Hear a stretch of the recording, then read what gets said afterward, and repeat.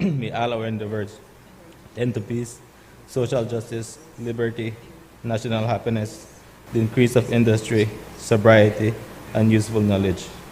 We pray, O God of mercy, for all of us, that we may be blessed in the knowledge and sanctified in the observance of your most holy law, and that we may be preserved in union in that peace which the world itself cannot give. And after enjoying the blessings of this life, please administer, dear Lord, to that eternal reward that you have prepared for those who love you.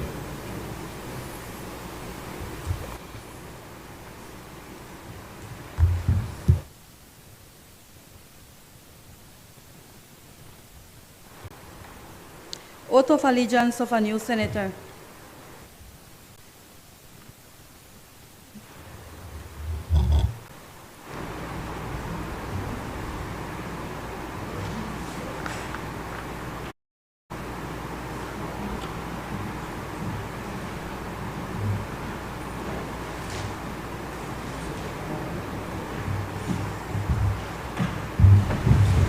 Deputy Clerk, kindly administer the oath of allegiance to the new senator.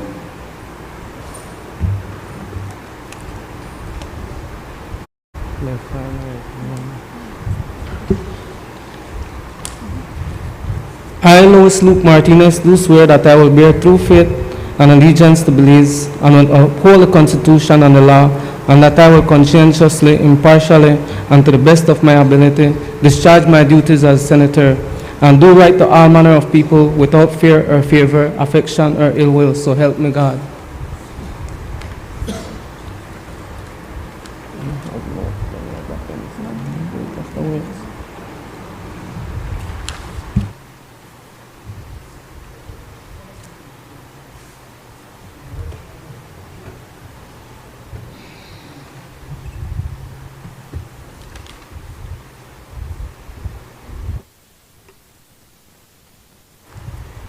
Congratulations to you, Senator Louis Luke Martinez, and welcome to today's sitting, or welcome back to the sitting of the Senate.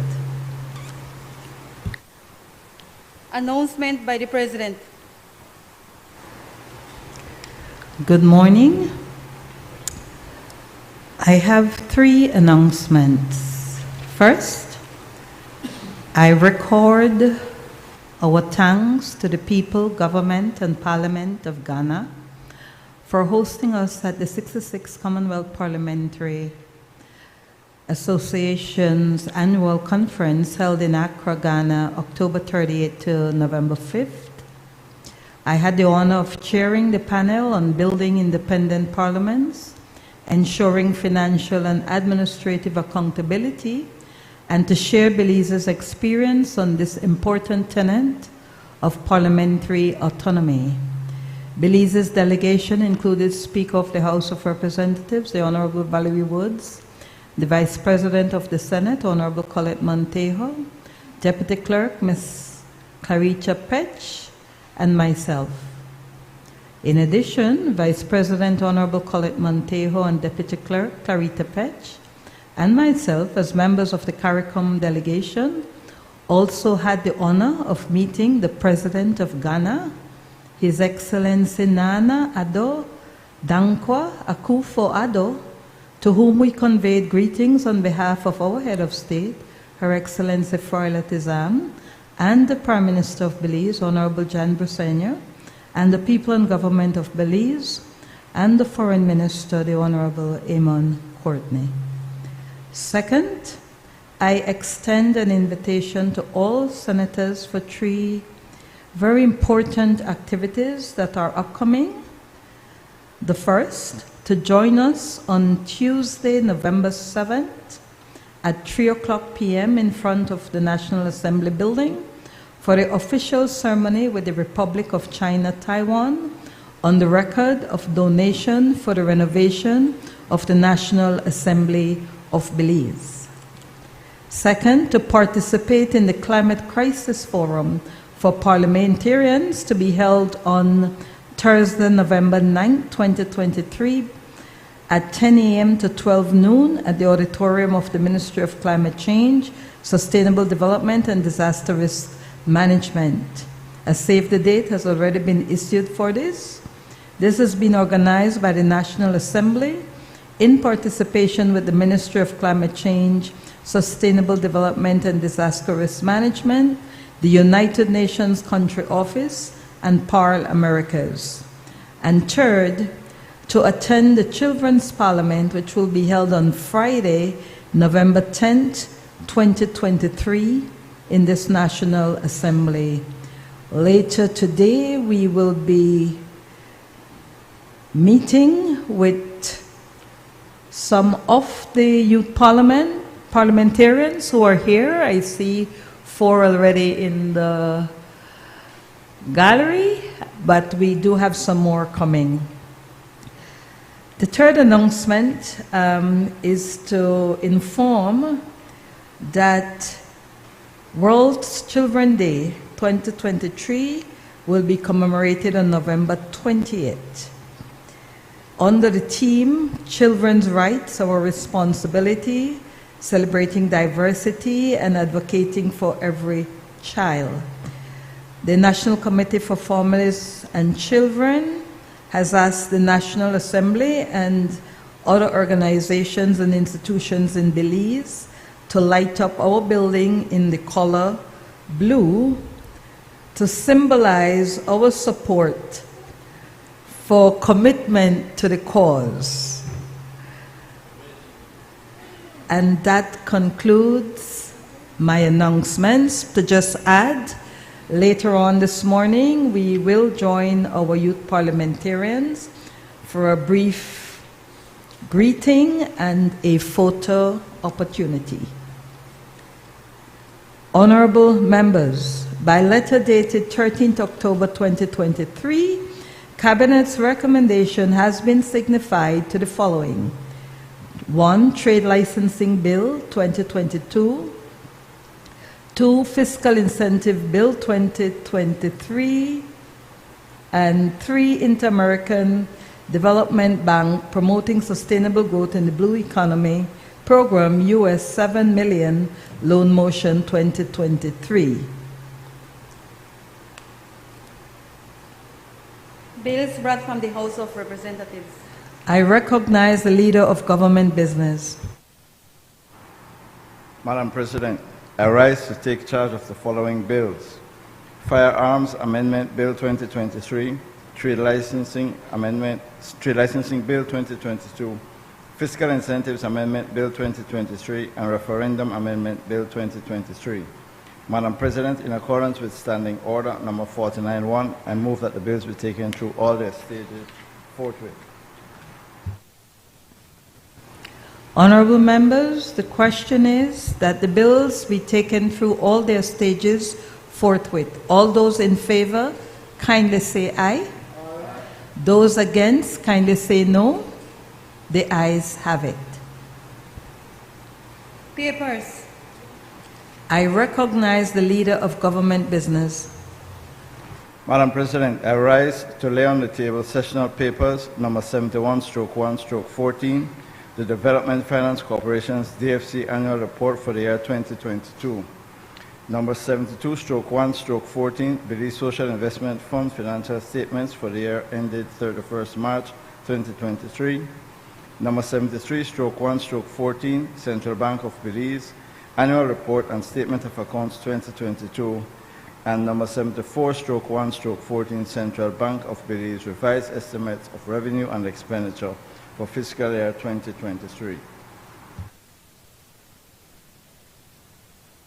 Honorable members, those papers are ordered to lie on the table.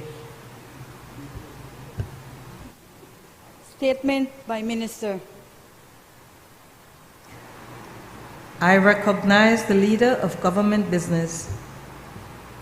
Madam President, I am compelled to make a statement on behalf of the Government of Belize concerning the latest conflagration roiling the Middle East. I am sure that all Belizeans have been glued in horror to their televisions and mobile devices since the 7th October 2023 when Hamas militants crossed into Israel and wreaked mayhem, killing some 1,500 civilians and injuring thousands more. Belize deeply regrets the loss of innocent lives of men, women, and children of several nationalities because of this operation. More than 200 innocent persons were captured and are being held hostage by Hamas. We demand their immediate and unconditional release. Whilst being held, they must be treated humanely and their dignity respected. Madam President, on Sunday, the 8th October, the State of Israel formally declared war on Hamas. That declaration of war obliges Israel to abide by and respect the laws of war. For the past 19 days, the world has watched in horror at the scale of Israel's indiscriminate attacks and unrelenting bombing of Gaza. To date, more than 6,000 Palestinians, including 2,500 children, have been slaughtered. A further 17,000 Palestinians have been injured. Targeting or recklessly wounding and killing defenseless civilians is barbaric. We all stand as witnesses as millions of Palestinians in North Gaza are forced by order of the Israeli government to run for their lives with nowhere to go. They are forced to leave behind their precious possessions only to see them destroyed by incessant bombing.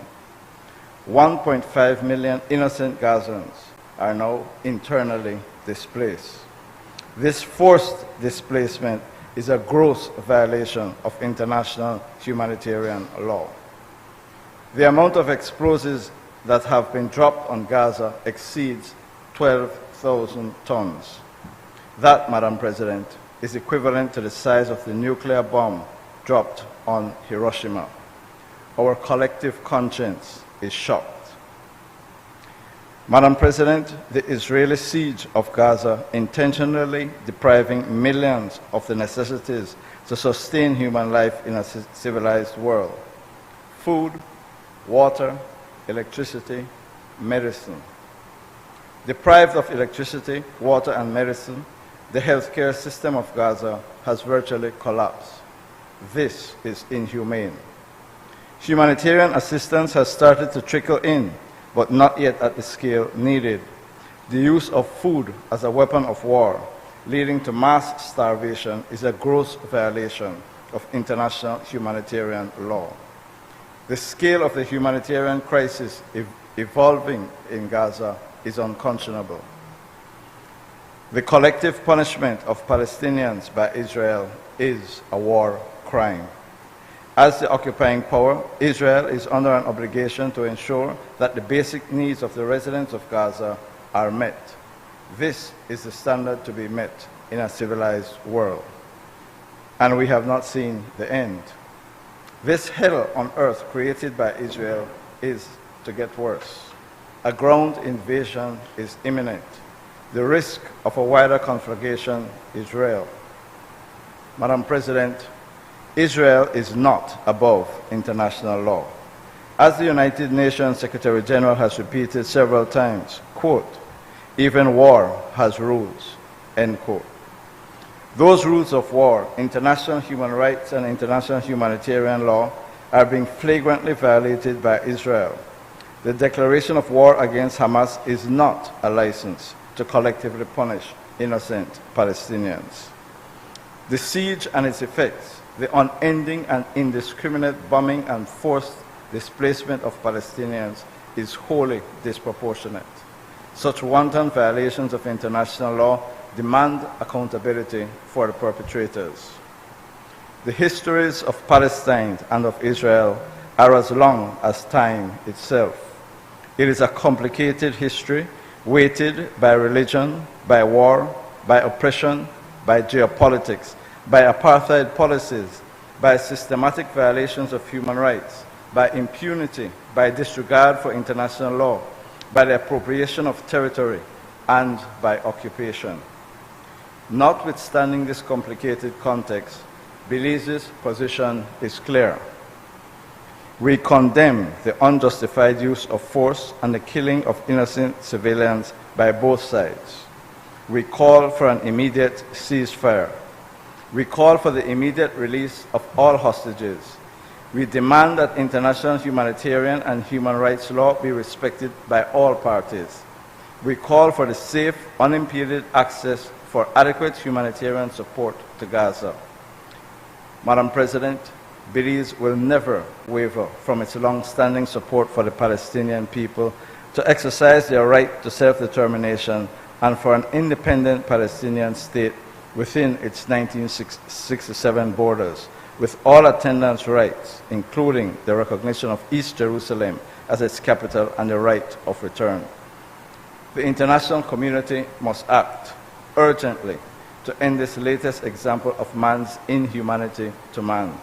The UN Security Council cannot continue to fail the Palestinian people. The people of Israel and Palestine deserve to live in peace and security. Thank you, Madam President.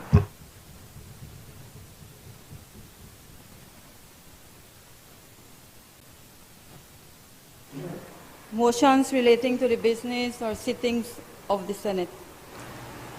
I recognize the Leader of Government Business. Madam President, I move that at its rising today, the Senate do adjourn to a date to be fixed by the President.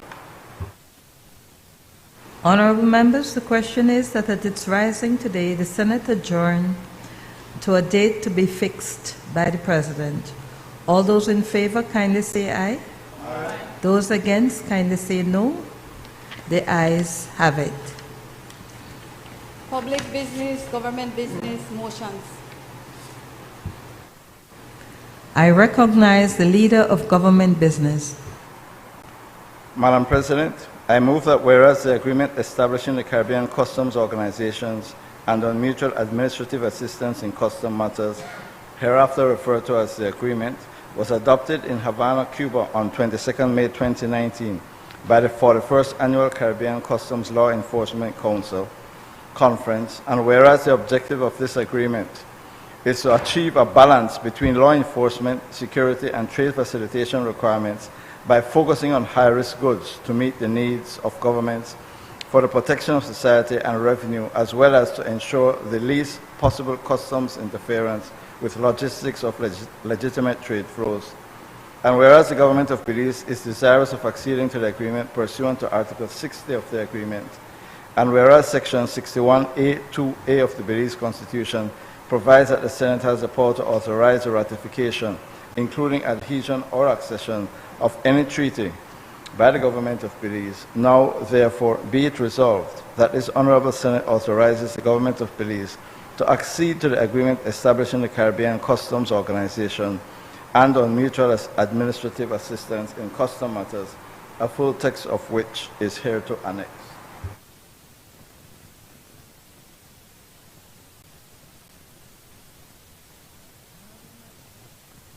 Honorable members, that motion is referred to the Constitution and Foreign Affairs Committee for examination, consideration, and report.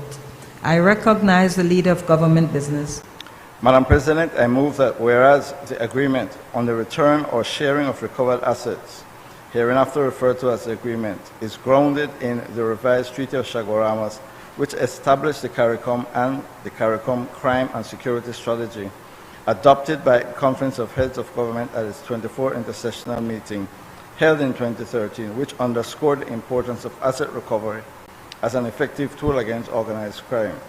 And whereas the agreement was signed by the government of Belize in San Pedro and Burgess Key at the 33rd intersessional meeting of the CARICOM Heads of Government on 2nd March 2022, and whereas the object of the agreement is to combat crime comprehensively, especially corruption, money laundering, the trafficking of illicit drugs and illicit firearms, ammunition and explosives, the proliferation of small arms, ammunition and weapons of mass destruction, organized crime, cybercrime, trafficking in persons, and smuggling of migrants, as well as terrorism in all forms and manifestations, including its financing and other offenses. And whereas the government of Belize is desirous of ratifying the agreement pursuant to Article 16 of the said agreement, and whereas Section 61A(2)(a) of the Belize Constitution provides that the Senate has the power to authorize the ratification, including adhesion or accession, of any treaty by the government of Belize. Now therefore be it resolved that this Honorable Senate, having examined the said agreement, authorizes the government of Belize to ratify the agreement on the return or sharing of recovered assets, a full text of which is hereto.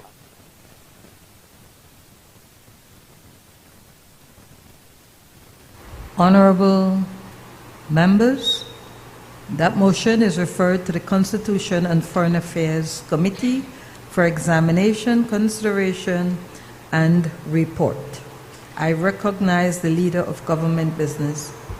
Madam President, I move that whereas Belize, as a member of the Inter-American Development Bank, is eligible for development assistance in the form of loans, grants, and technical assistance from the bank on such terms and conditions as may be agreed between Belize and the bank from time to time. And whereas the government of Belize, in an effort to enhance the government's ability to sustainably manage key commercial species in the fisheries sector and promote the adoption of sustainable technologies and best fishing practices by artisanal fisherfolk, approached the Bank for Financial Assistance to finance a program to support sustainable growth in the blue economy, hereinafter referred to as the program. And whereas the program will consist of two components whose activities will, one, create an enabling environment for the sustainable and resilient management of fisheries sector, two, provide direct support to the sustainable development of the fish fishing industry, three, strengthen the sustainability and resilience of spiny lobster and queen conch fishing industries, four, provide direct support to the artisanal fisherfolk in Belize, and five, strengthen institutional capacity to improve data collection, management, and analysis of information from the fisheries sector. And whereas it is intended that the execution of the project shall be carried out on behalf of the government by the Ministry of Finance, Economic Development, and Investment, acting as executing agency, and whereas as the bank has offered the loan financing of up to $7 million from its ordinary capital resources for the said purpose, under the following terms and conditions. Lender, the Inter-American Development Bank, loan principal amount, $7 million, disbursement schedule, over a period of 5 years from the date of the signature of the loan contract, loan term, 25 years, inclusive of 66-month grace period on principal repayment, repayment period to be repaid in 39 approximately equal semi-annual and consecutive installments of about $179,487.18. Purpose, to execute a program that will improve the income generation capacity of artisanal fisherfolk and to maintain export levels of fisheries products while contributing to the sustainable use of commercial oceanic resources. Rate of interest. Interest will be charged on the daily outstanding balance of the loan as per SOFR-based interest rate, plus the applicable lending spread for the bank's ordinary capital loans. Credit fee. A credit fee will be charged on the undisbursed balance at a percentage to be established by the bank on a periodic basis not exceeding 0.75% per annum. And whereas under the provisions of Section 70 of the Finance and Audit Reform Act 2005, the government of Belize is required to obtain the prior authorization of the National Assembly by way of resolution for such a borrowing to take place. Now therefore be it resolved that its Honorable House, being satisfied that the loan proceeds would assist the government of Belize in its efforts to mitigate the factors that can jeopardize the fisheries sector's ability to maintain its contribution to the Belizean economy in terms of marine exports and income opportunities for fisherfolk, approves and confirms that the government may enter into a loan contract with the Inter-American Development Bank on the terms and conditions set out above, and further authorizes the Minister of Finance to execute and deliver the said loan contract and all other documents associated therewith.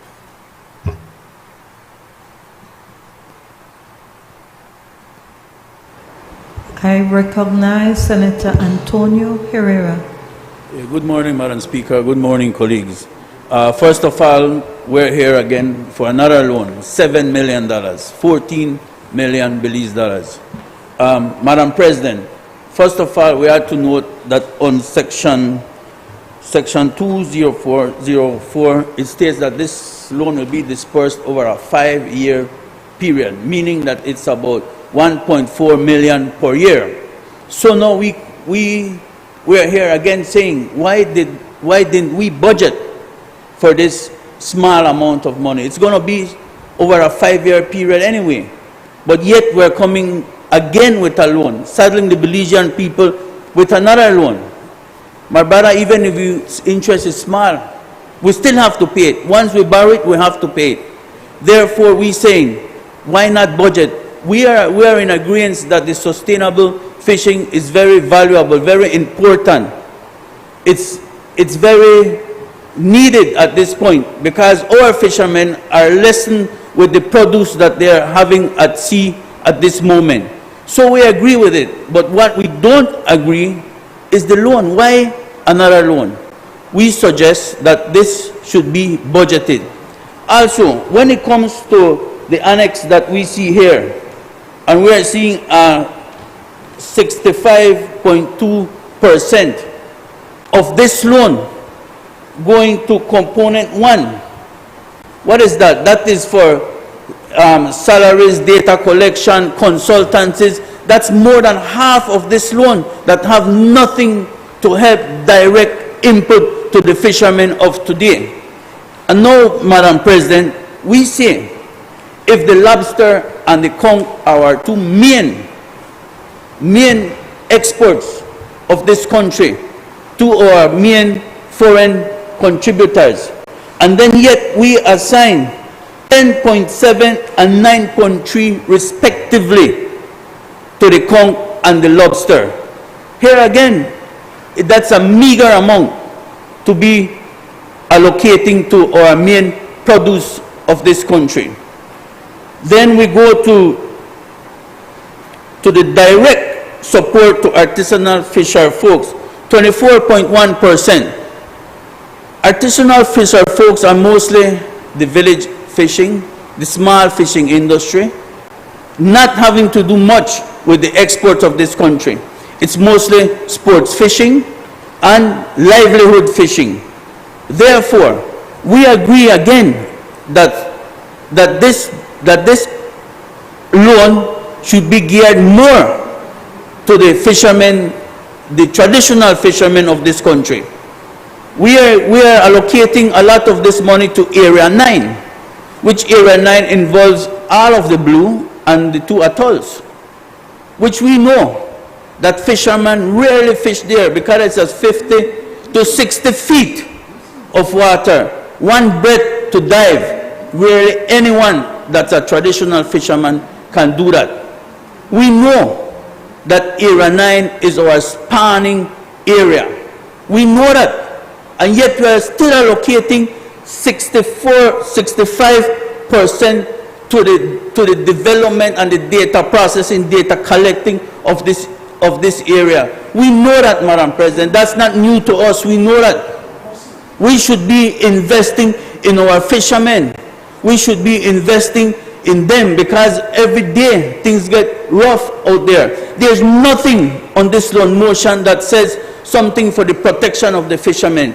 So sustainability, fine. So we growing the chicken for the wolf, because is this regional or not? What is Honduras doing? What is Guatemala doing? Every time you hear the fishermen complaining because they come and steal our produce, the foreigners that come to steal our produce, Madam President, they don't care if it's 1.4, 2.4, 3.4. They take anything.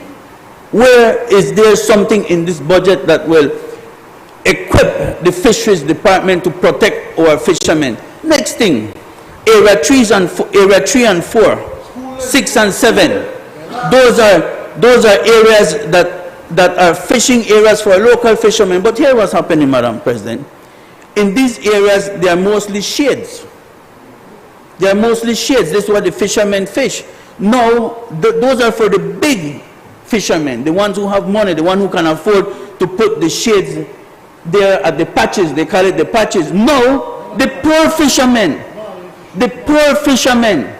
cannot fish on that area because they are terrorized by the owners of the shades. They can't even come close to that area.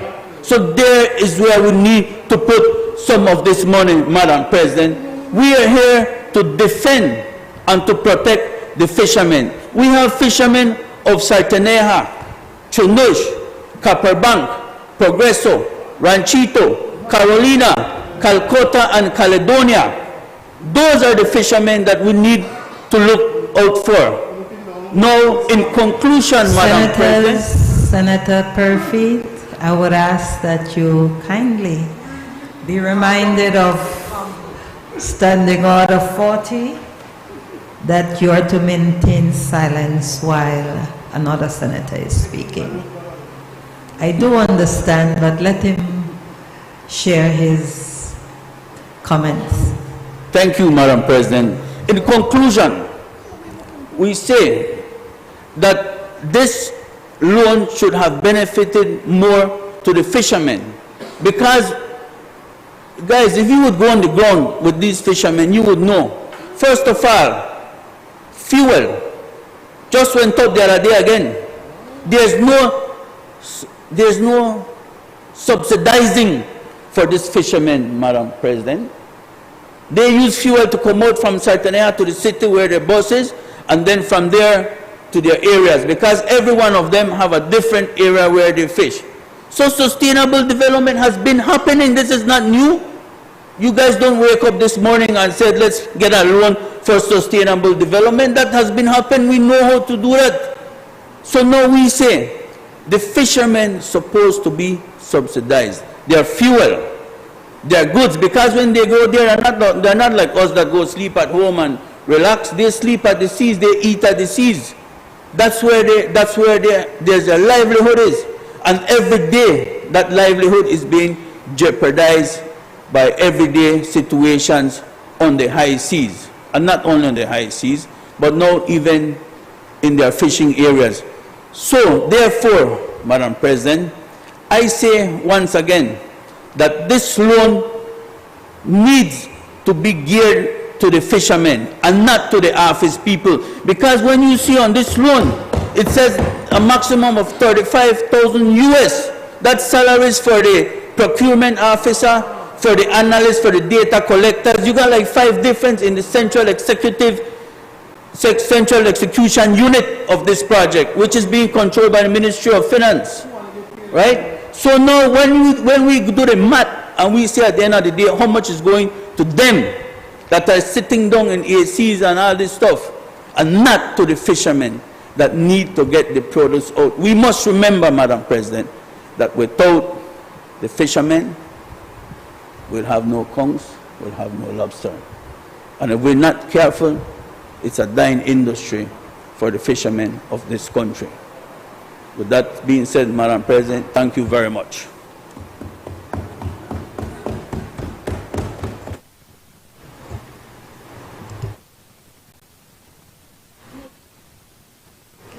I recognize Senator Christopher Cowie.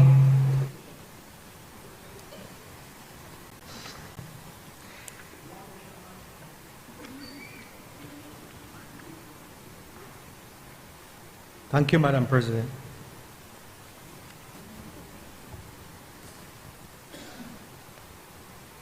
I think it's the same old story time and again. Time and again, same old story. And I can see why things were so bad under the past administration. It's a complete lack of vision. Complete lack of vision. Thinking about today, not about tomorrow.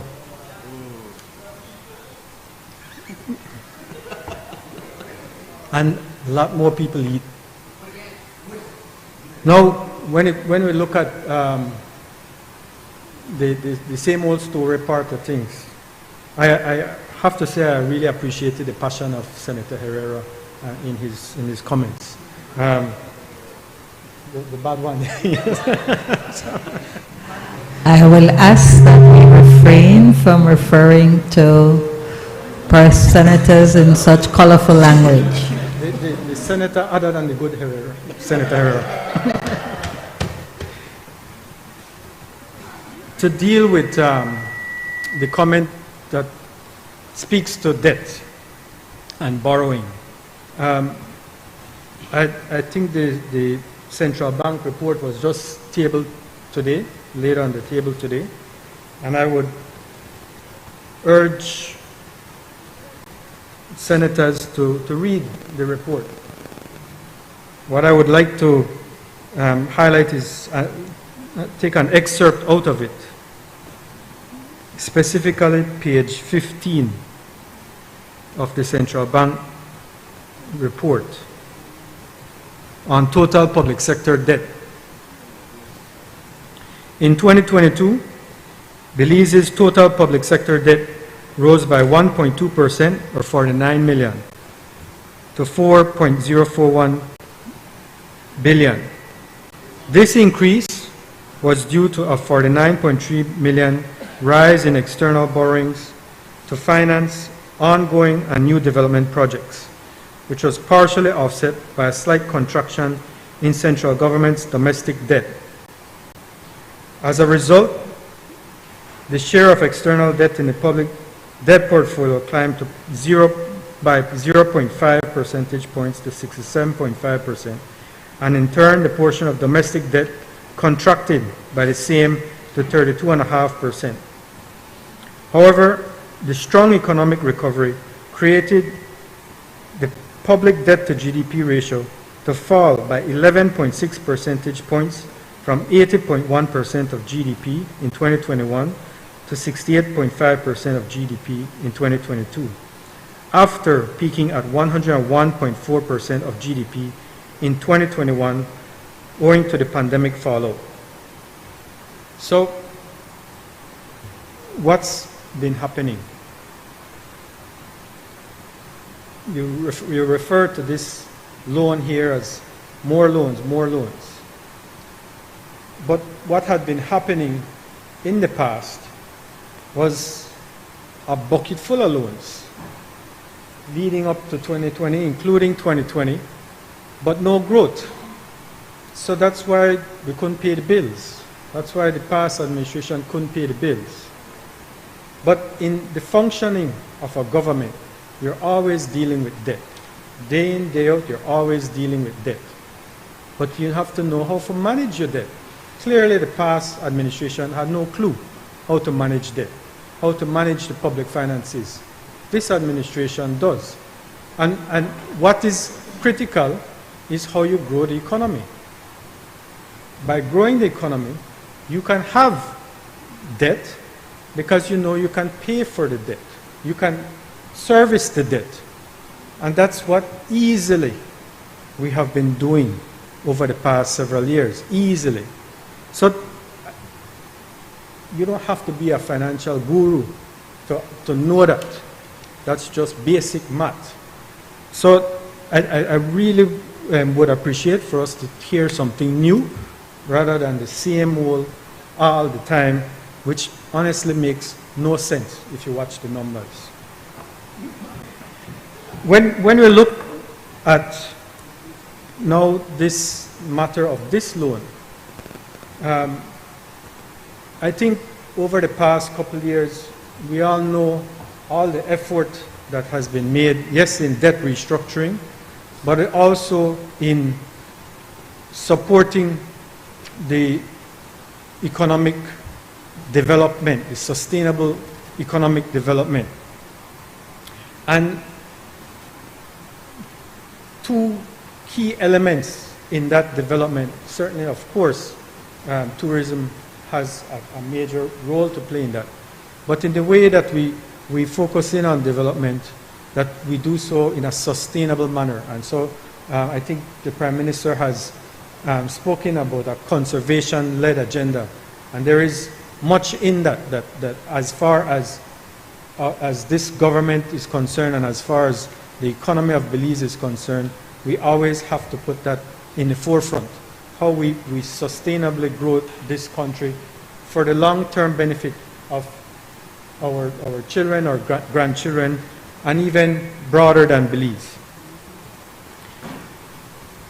The Blue Bond transaction had a conservation trust fund, or established a conservation trust fund. And that conservation trust fund was to support marine conservation.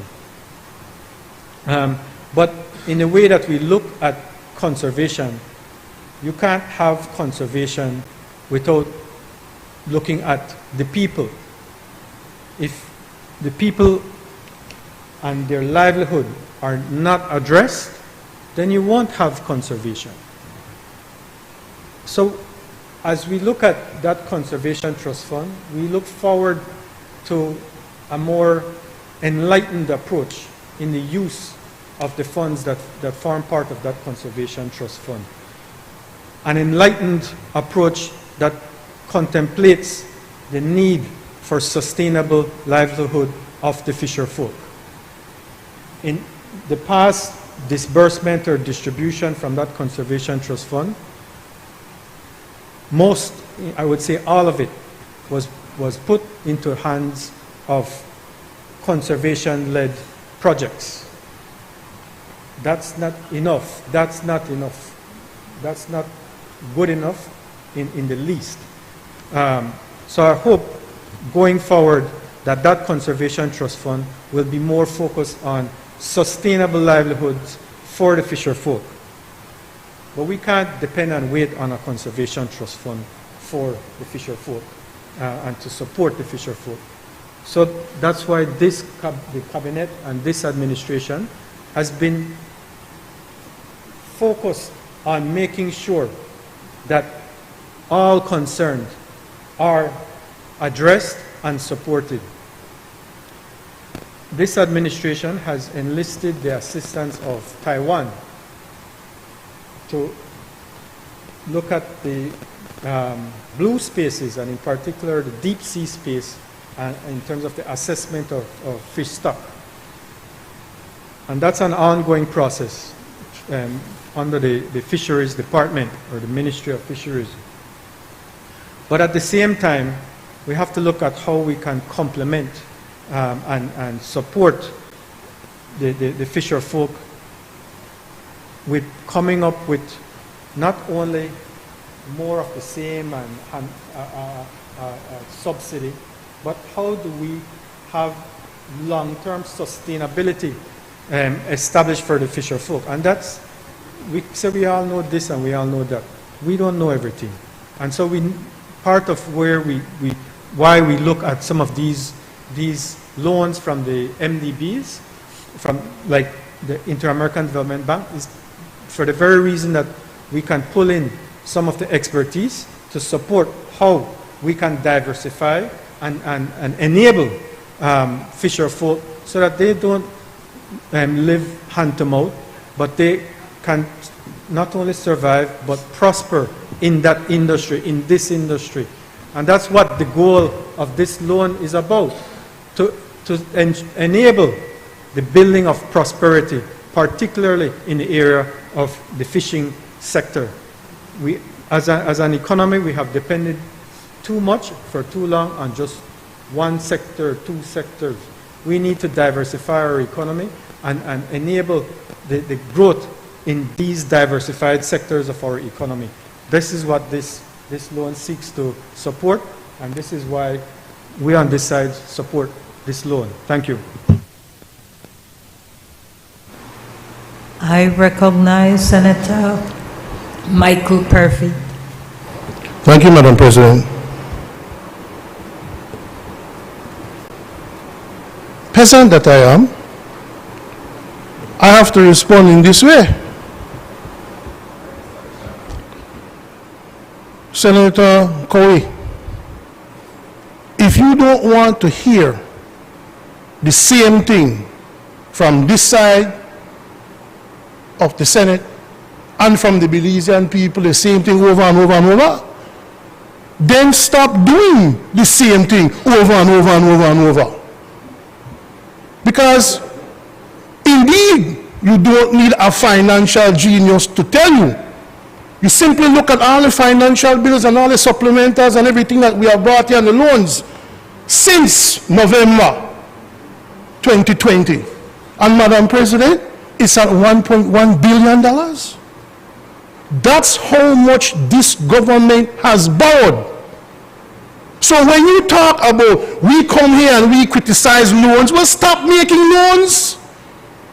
Stop borrowing money, especially since your Prime Minister likes to say unemployment that are nearly zero, and every Belizean rich, and the economy is doing that, and the economy is doing this. So then you should have more tax base and more tax revenue, that you don't need to be so hungry and so desperate to borrow $7 million US over 5 years.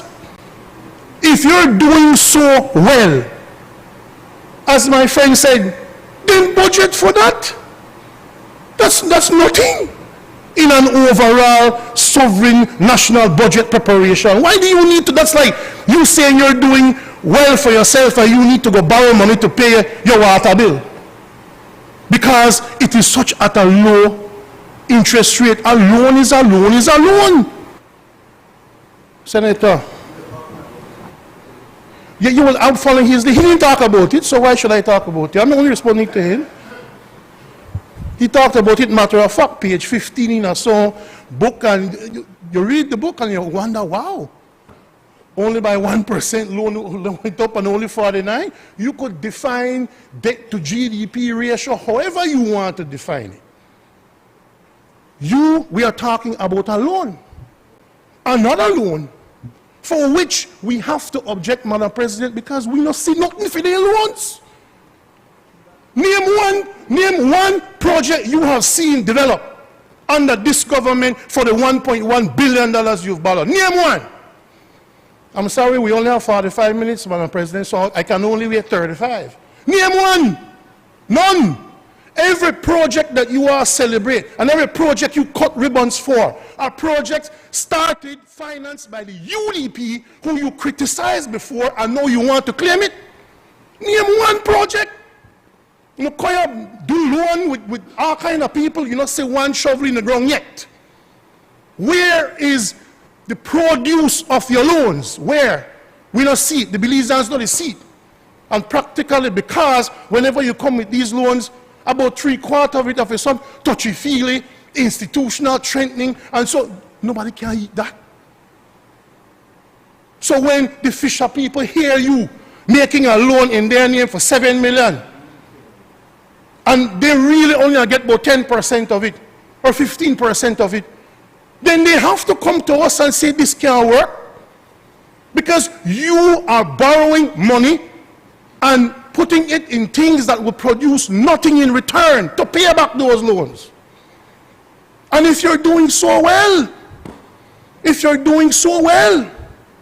forgive us if every time you come here you make a loan for something that just simply makes no sense at all. Why would you borrow the money for that? You should have the money for that. The way how you talk big, the way how you're doing so well and this and that and that, then you should have the money, 14 million Belize dollars, and it's not like the people are going to get the money right away either, Madam President. Isn't it going to be disbursed over 5 years? So now, like, when we leave the Senate today, the government has $14 million to work with. You still have to wait. So if you have to wait, you're not get the money anyway. Why make our bottom line look like this? $1.1 billion, and you're not even talking about treasury bills yet? So, Madam President, you know why we say the same thing? Then do something new, man. Come here, announce to the country that you've started some industry. You've created an enabling environment that has produced activity that can increase the tax base, so more people can be paying taxes, and you don't have to be borrowing in the people's names like this, man. It's nauseating. Every time you come here, some loan motion after loan motion. How you expect us to not say anything about that? Thank you, Madam President. I recognize Senator Kevin Herrera. Thank you, Madam President. Madam President, I hold a slightly different view from my colleagues, Senator Perifit and Senator Herrera.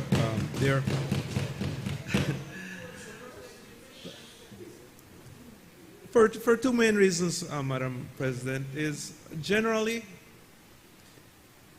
I don't have an issue with multilateral low-interest loans that are long-term, have long-term repayment periods. And so we're looking at a loan right now of 25 years. And it was borrowed to address an area in the productive sector, which is in the fishing industry. Now we all know, Madam President, that when you're looking at the extractive industries, sustainability becomes key. And why is sustainability key in these sectors, Madam President? Because we want to ensure that the persons who have lived, in this case the fisher folks, who have been doing this all their lives, probably even inherited the skills from their parents, that they'll be able to continue this lifestyle into the future. The only way this can continue, Madam President, is if we look at the sustainability aspect of it. And I'm telling you, this is an issue that is becoming more and more profound, more and more urgent in this country. I travel to San Pedro and Kikaka from time to time, and talking to the fisher people out there, they'll tell you that their catch is less and less, and their catch is smaller and smaller. What does that suggest to me, Madam President? It's suggesting that there's probably overfishing, that perhaps we weren't addressing sustainability in the manner we should have in the past. And so I think bringing in resources like this through these loan motions, I think certainly seeks to address this area. And I think we have to look more critically in other areas like this. I think that we want to ensure that we leave these industries, especially in extractive areas, as good or even better than we have found it. And I think we owe that to the other generations. And so I support the motion. Of course, I also have concern with debt in general, but from a multilateral standpoint, Madam President, with low interest, long repayment periods, especially when they're directed at the productive sector, I think this one is very justifiable, and I fully support it. I recognize Senator Isabel Bennett. Morning, Madam President, colleagues. Madam President, with your permission, I would like to make a few remarks as it relates to this loan motion, but relating it to a recent training that I had. So I would like really to thank Parla Americas for the invitation they had extended to the National Assembly for me to attend the 7th gathering of the Parla Americas Network on Climate Change and the 15th gathering on the Parla Americas Network for Gender Equality. This was actually held in Mexico under the exciting theme, very provocative and empowering theme, a food secure future, people building and planet-centered strategy. It was hosted by the Senate of Mexico, and we had over 50 participants from Central America and the Caribbean. What was exciting about this session was the fact that I had the opportunity to do the research and be able to participate as a panelist to focus on what Belize is actually doing as it relates to climate change, the impact it's having on our country and our food security and food sovereignty. Tying that training into what is actually before us right now was the forceful fact that not just myself but other presenters stated the need for research in all aspects throughout all ministries, especially as it relates to climate change. And so when I look at a loan motion such as this that is actually infused with having to provide finance to the fisheries industry is an indicative marker to my mind that the government is not just responsible but responsive. Everything that we are doing in relation to the sustainable to our two ministries, basically agriculture and the sustainable ministry, is showing that we are implementing programs and policies that are infused by research. Once we have the research, we know that all programs and policies will be able to help to implement sustainable practices. What is interesting, though, for me is the fact that having spoken to personnel from the ministry, fisheries industries really, they often share the experiences that our fisher folks have the data, and they're always ready and willing to share the data with the fisheries ministries.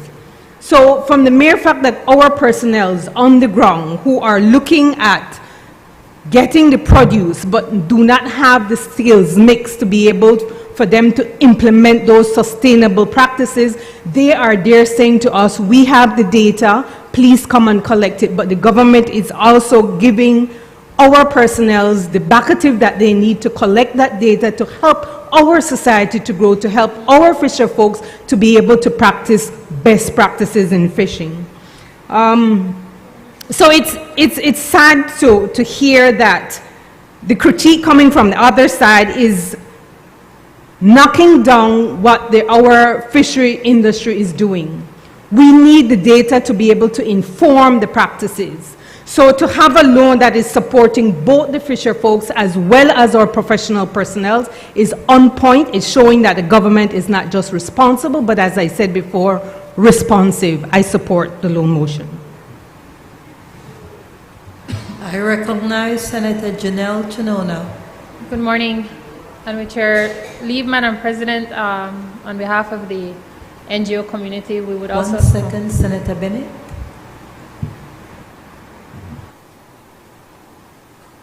Thank you, Madam President. With your leave, I'd also like, on behalf of the NGO community, to align ourselves with the statement condemning the acts of violence playing out in the Middle East.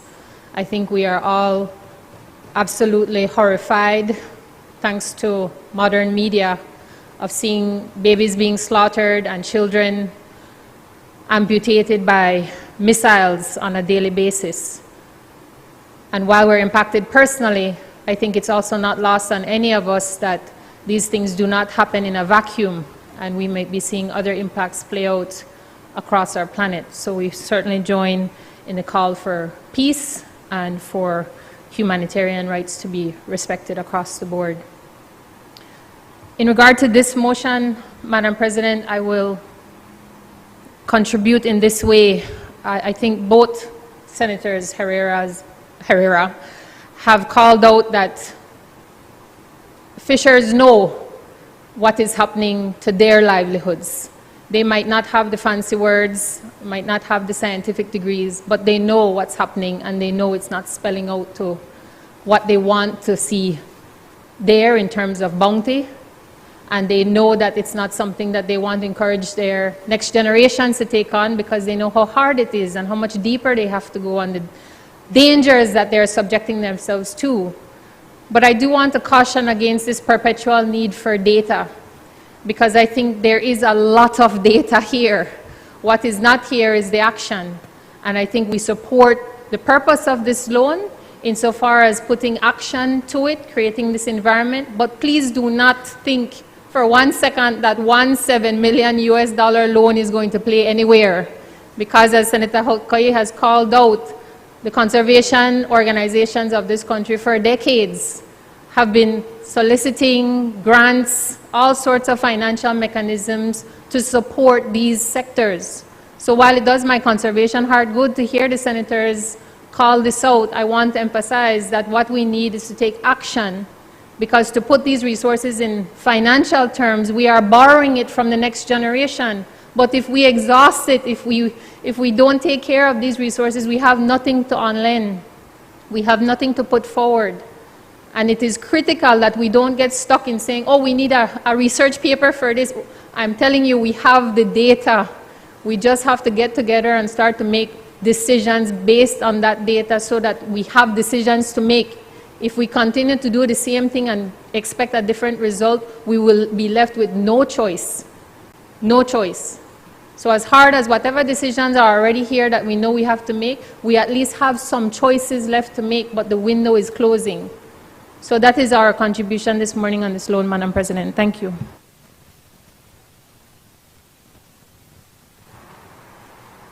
Madam President, I was hoping that I could wind up the debate on this motion with a few sentences. But the Belizean public are listening.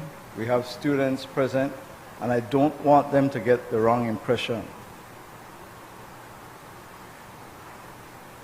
The documents were provided to all senators, but not all senators read it. Senators got up and spoke, not having read it, and misinformed the Belizean people about what actually this loan is about. It is important, Madam President, to first of all state for the record what the objective of the loan is. It is to improve income generation capacity of artisanal fisher folk and to maintain export levels of fisheries products while contributing to the sustainable use of commercial oceanic resources. It is important to put it in context.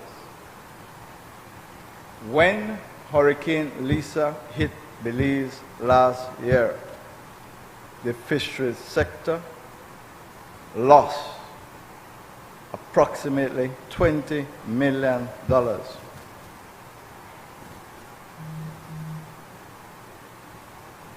The sector lost $20 million. We have a fisheries sector that has always played an important part in the Belizean economy. And the fisher folk are saying that the catch for fish, lobster, shrimp continue to go down and harder for them to find product. Now we are blessed with beautiful waters and quite productive fishing space. But climate change and other practices, runoff through the rivers, etc., are impacting this sector. And so this government, Madam President, without shame, has decided that we need to do things differently.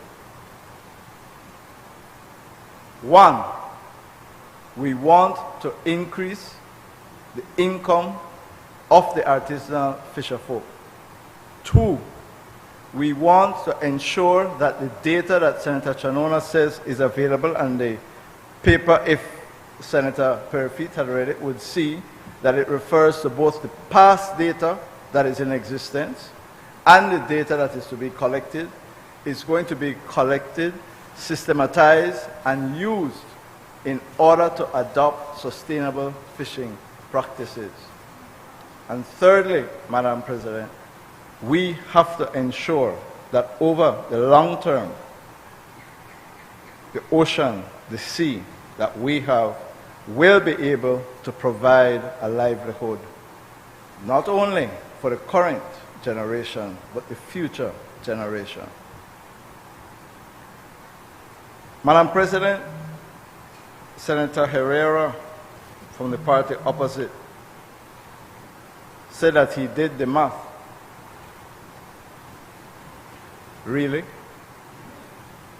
Senator Perifit says that we said that 10% or 15%, I wrote it down, is directly for the fisher folk. This is a 2-piece of paper. This is not a book. 2 pieces of paper, I can't read it. If Senator Perifit had read it, if Senator Perifit had wanted to be honest and truthful, he would have read this sentence.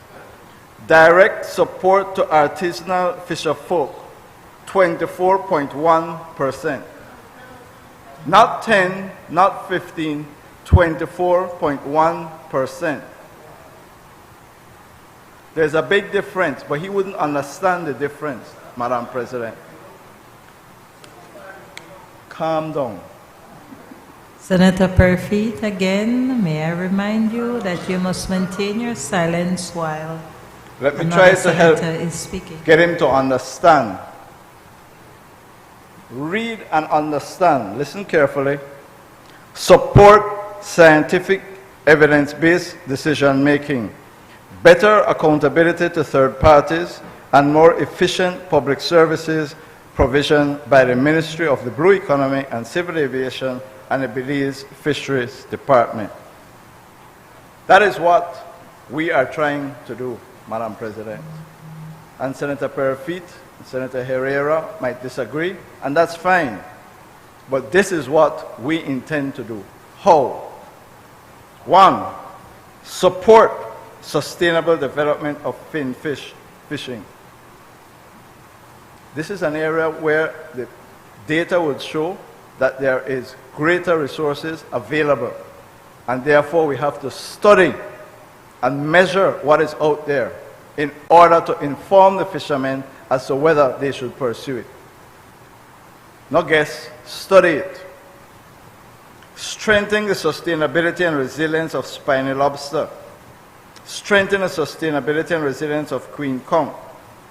Madam President, Senator Perfeet and Senator Herrera can say all they want.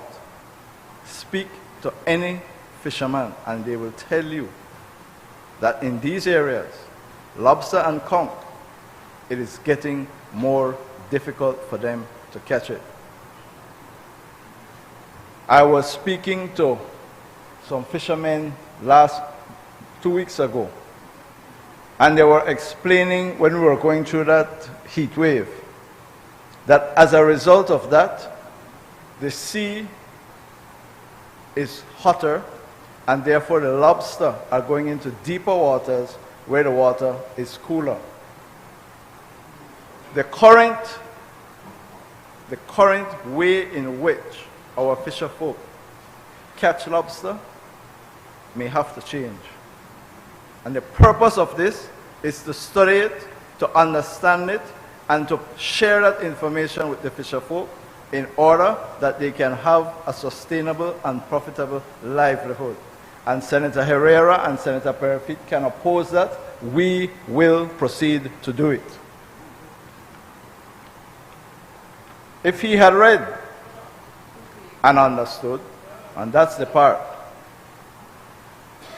he would understand that an important aspect of the program is to design and implement an information management system. You know information management system. You know that? Digitize the historical past fisheries data. Develop an implementation of a communication and outreach strategy for the program. Revamp the Fisheries Department website to improve service provision with an e-platform, e-platform, that will so that you can request and process license and permits online. Senator It goes one Perfeet, step further. I ask that you allow the Leader of Government Business to wrap up the debate on this motion. Madam President, you know empty crocus bag empty barrel make the most nice. Keep going. Keep going. Food becomes shortly. And, Madam President, the implementation of a refrigeration system to support. Again, Senator Perfeet.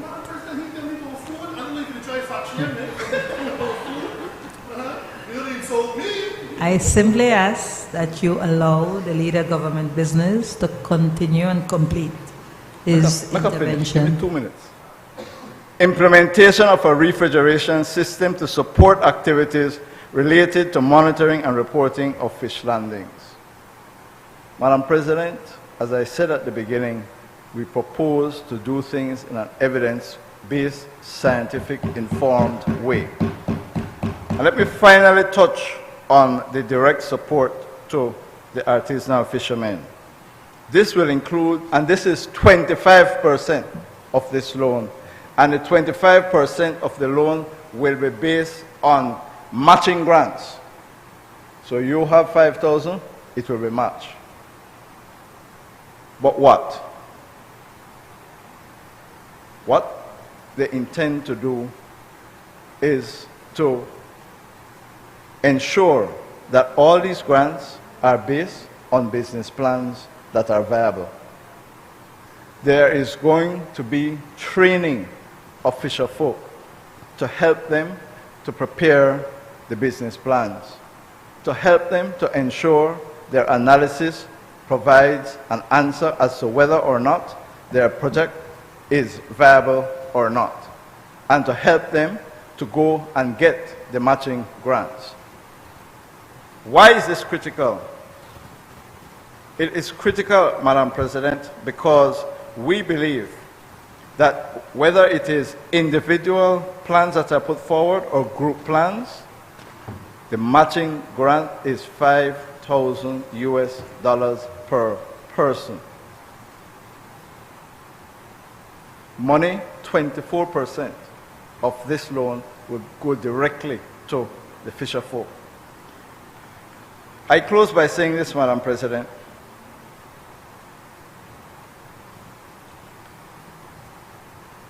The one thing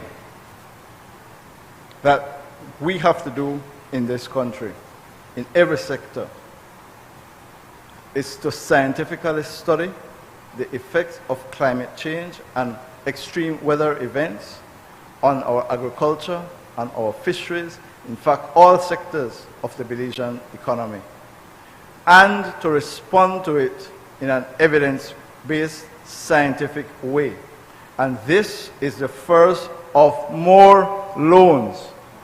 Listen carefully. The first of more loans for us to support the productive sector of the Belizean economy in making the right evidence-based decisions to adjust fishing, farming practices to meet the new challenges brought on by climate change. Madam President, I want to thank the senators who had read the papers and who also support the motion. Thank you, Madam President.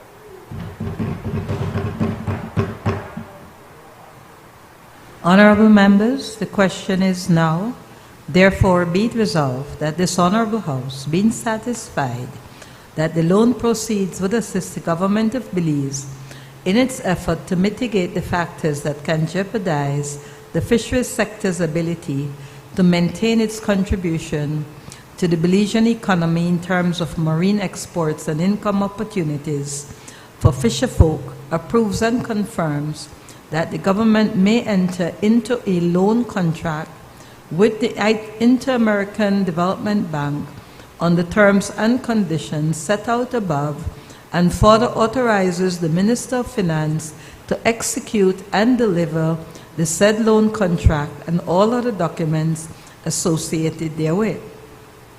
All those in favor, kindly say aye. Aye. Those against, kindly say no. The ayes have it. Bills for second reading. I recognize the leader of government business. Madam President, this is a self-explanatory bill. I rise to move the second reading of a bill for an act to amend the Firearms Act, Chapter 143 of the Substantive Laws of Belize, Revised Edition 2020, to establish a Firearms and Ammunition Control Board, to empower the board to issue and revoke firearm licenses, certificate or permit, to reform the regulatory structure in respect of firearms and ammunition, and to provide for matters connected therewith or incidental thereto. I recognize Senator Michael Perfit. Thank you, Madam President. Since we'll be debating the Firearms Amendment, I hear my colleagues talk about the concern for Palestine and Israel, and of course we should be all concerned about our lives, wherever they may be. But let me say that while we, as a human being, we have to be concerned about every part of the world, I think it would be remiss of us, while we are following wars and act of wars abroad, that there is terrorist activity in San Pedro, and we need to be concerned about that too, and first, since, Madam President, as they say in the Caribbean, I think it's Jamaica, the passing christening picnic first. So forgive me for worrying about Belize before I worry about any other part of the world. Having said that, Madam President, this bill may look simple, but it's anything but simple. It's the government trying to appear to do something without actually doing anything, which is about 99% of the bills that you've brought to this National Assembly. You have 99.9 then. You have essentially what the government is saying is that they no longer have the confidence in their beloved commissioner to issue gun licenses on his own. The government don't trust the man no more. And so you want to replace him with a board, which on the face of it sounds good, Madam President, but we are all aware of the hackneyed saying that the devil is in the details. First of all, what you have in your mind is which board, by whom. And we were hoping that since the government wants to get the commissioner out of the way, and since in their manifesto they promised that they would pass legislation to reduce the power of ministers, you would think then that this legislation would be similar. But no. No. In the Firearms Act has certain powers of the minister that remain. So you take away the commissioner, you put in a board, but now the minister will have the same power over the board that he had over the commissioner.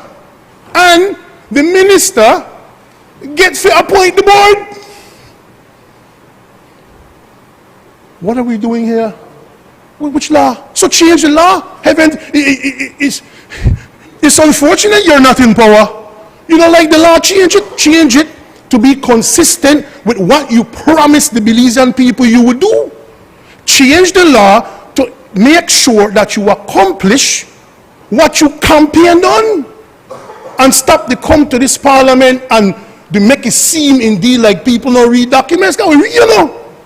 Real, and I know this is shocking you because you didn't read, but I read it for you right now. Listen to this, Madam President.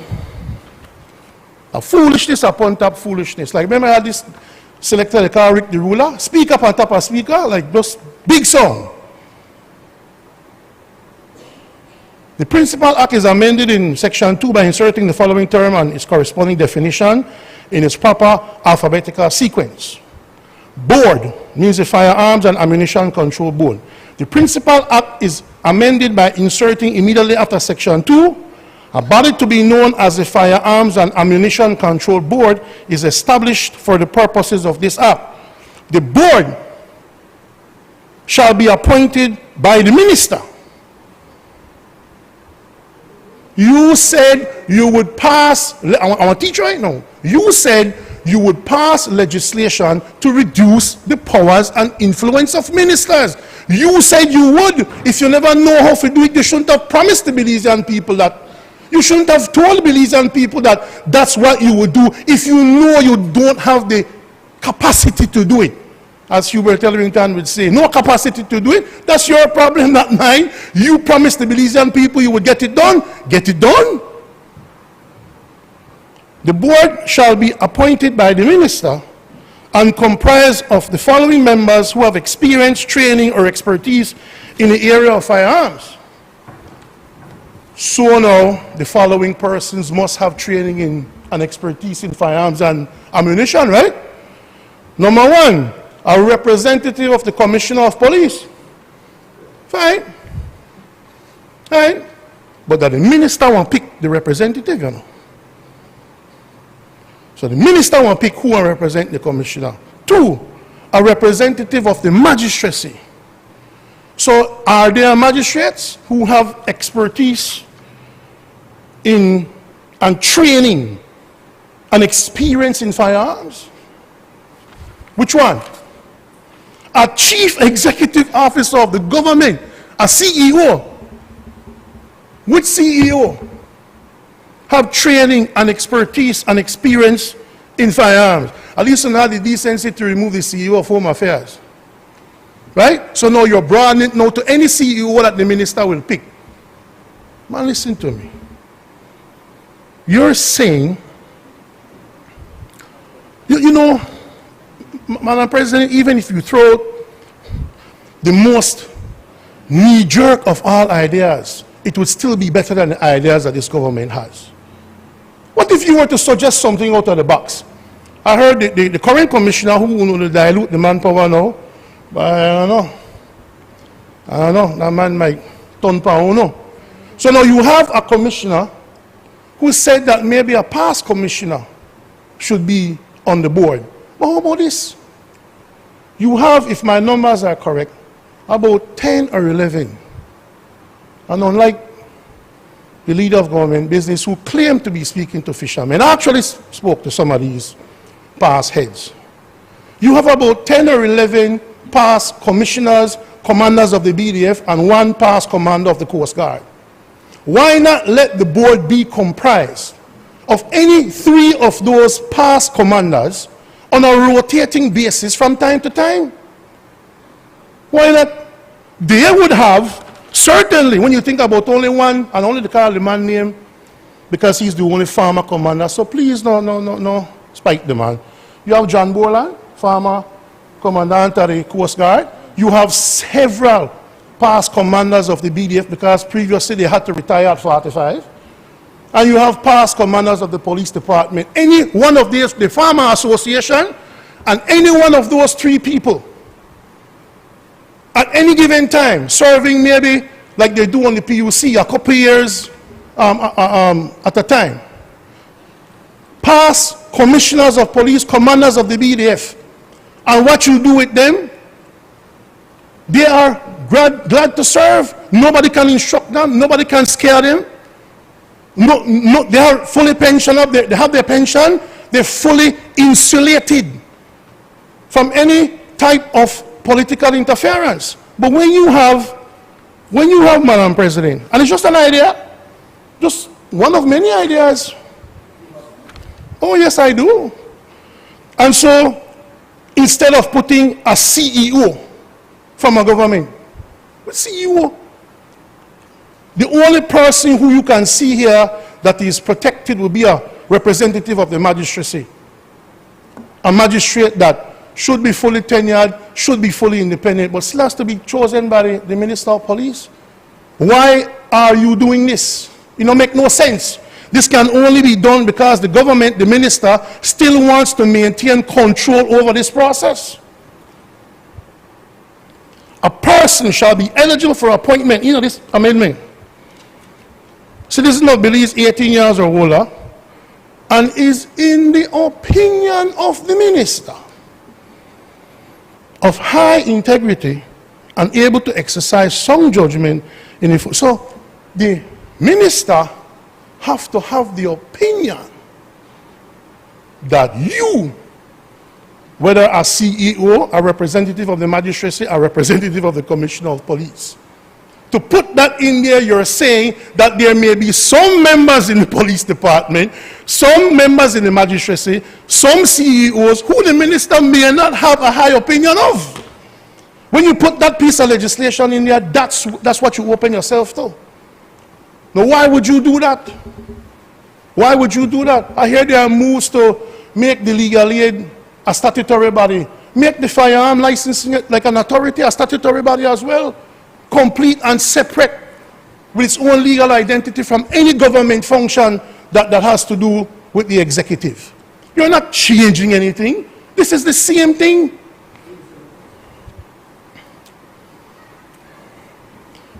When I want to talk, I'm a pinch you, man. Madam President, it says here now, the minister may make regulations, and then 9.3, deleting the word commissioner, and the rest of the act, 1, 2, 3, 4, 5, all about just simply removing the word commissioner and putting the word board. But what remains in the act, so you have now, supposedly, a protected system. No longer the commissioner.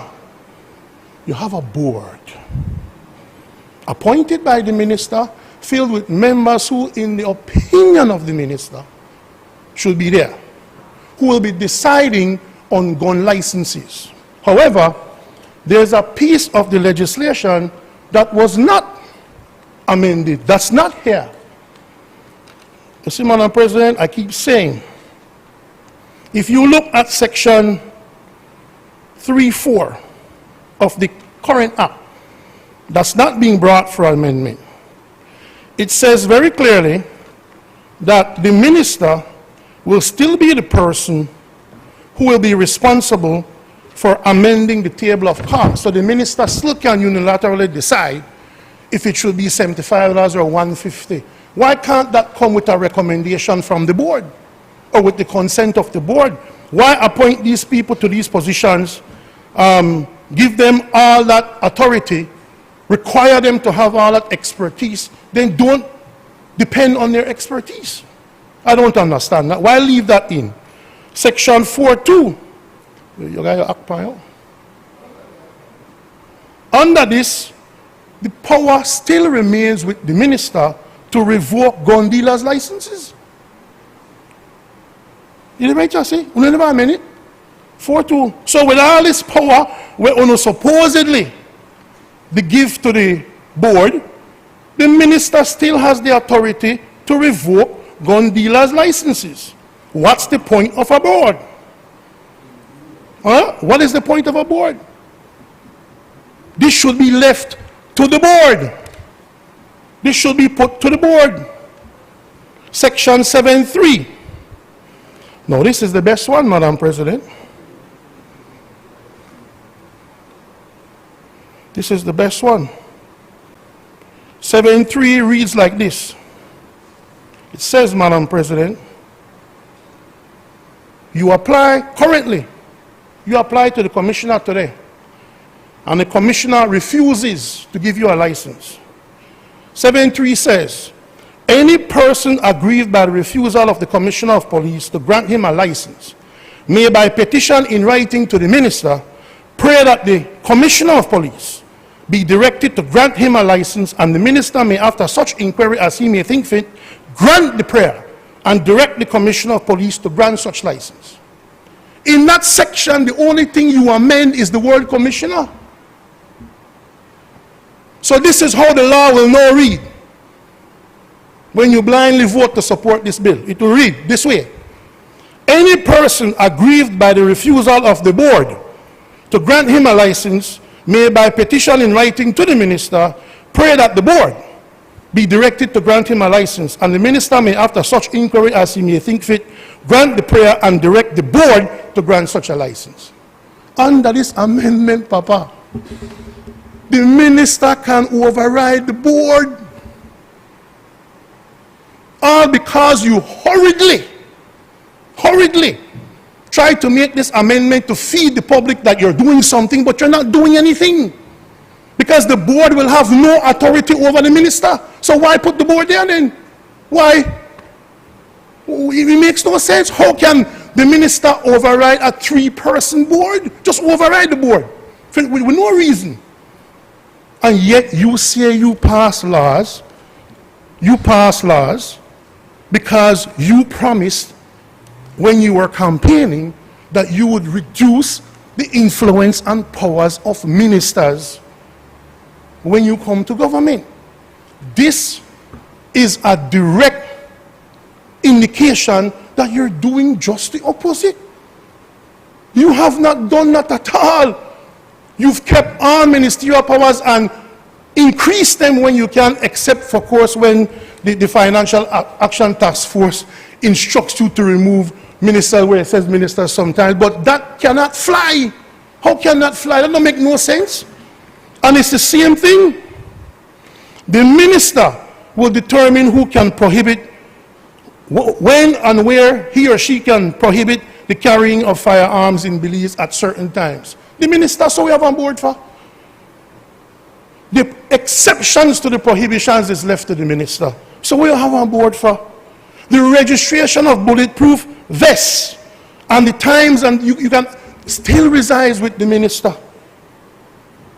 And overriding by minister and Madam President, there is more, you know.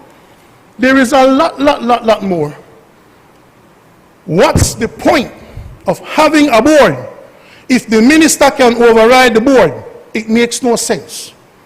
And if anybody who was in charge of policy would have recognized that, would know that that doesn't make any sense. Madam President, let me just crave your indulgence to verify something here very quickly. Now, yes, Madam President, that is my overall position. You are appointing a board to replace the commissioner. But the minister's powers over the board remains as it did when the minister had the same power over the commissioner. So you're changing nothing. Instead of being able to have powers over 1 person, now the minister will have powers over 3 persons. Section 4.2, a gun dealer's license granted under this section may be revoked by the minister, and no subsequent gun dealer's license shall be granted without the consent of the minister to any person whose gun dealer's license has been at any time revoked. Why leave that to the minister? Leave that to the board. We will hear the personal attacks now, Madam President. Thank you. I recognize Senator Kevin Herrera. Madam President, thank you. Madam President, I too went over the bill and had similar concerns as raised by Senator Perifeet.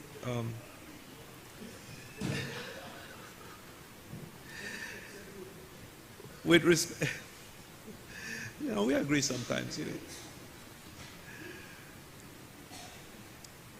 The bill generally, Madam President, as the Senator said, is basically to replace the commissioner with a board, a 3-member board. I think that's very clear, and this board now is to approve applications, among other things, and it lays out the functions of that board. But there's not much different with respect to what had existed before, other than this fundamental change. And I think one of the reasons why this bill became necessary, Madam President, is because of what we've been seeing on the news recently. I think that there's been many reports about gun licensing being issued, in some cases multiple licenses to the same person, and then others who believe that they should and should be qualified to get a license are rejected for some reason or the other.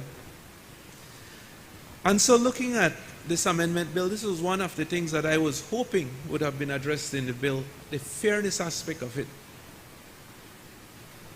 Like for example, it doesn't state at all who qualifies for a firearm license. It doesn't state what will qualify them for a firearm license. And I think this is what led to the unfairness in terms of how it was being practiced. And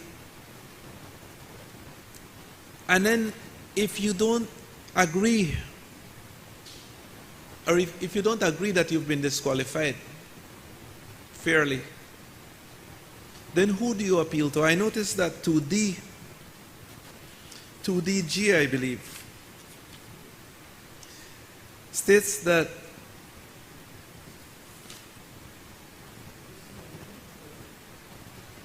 one of the functions of the board will be causing to be conducted reviews of the issuance and denials of license. Madam President, I went to the Principal Act and I looked at whether or not there was an appeals process. I didn't really see one,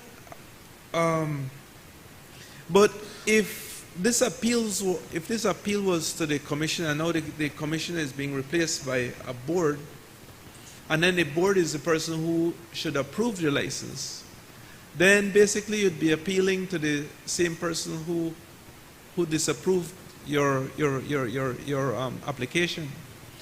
And so I think this is probably an area that should be looked at, unless somewhere in the Principal Act that I missed, and I was looking through it, that there's an appeals process. But I think that, again, if we want to address the issue of fairness in this bill,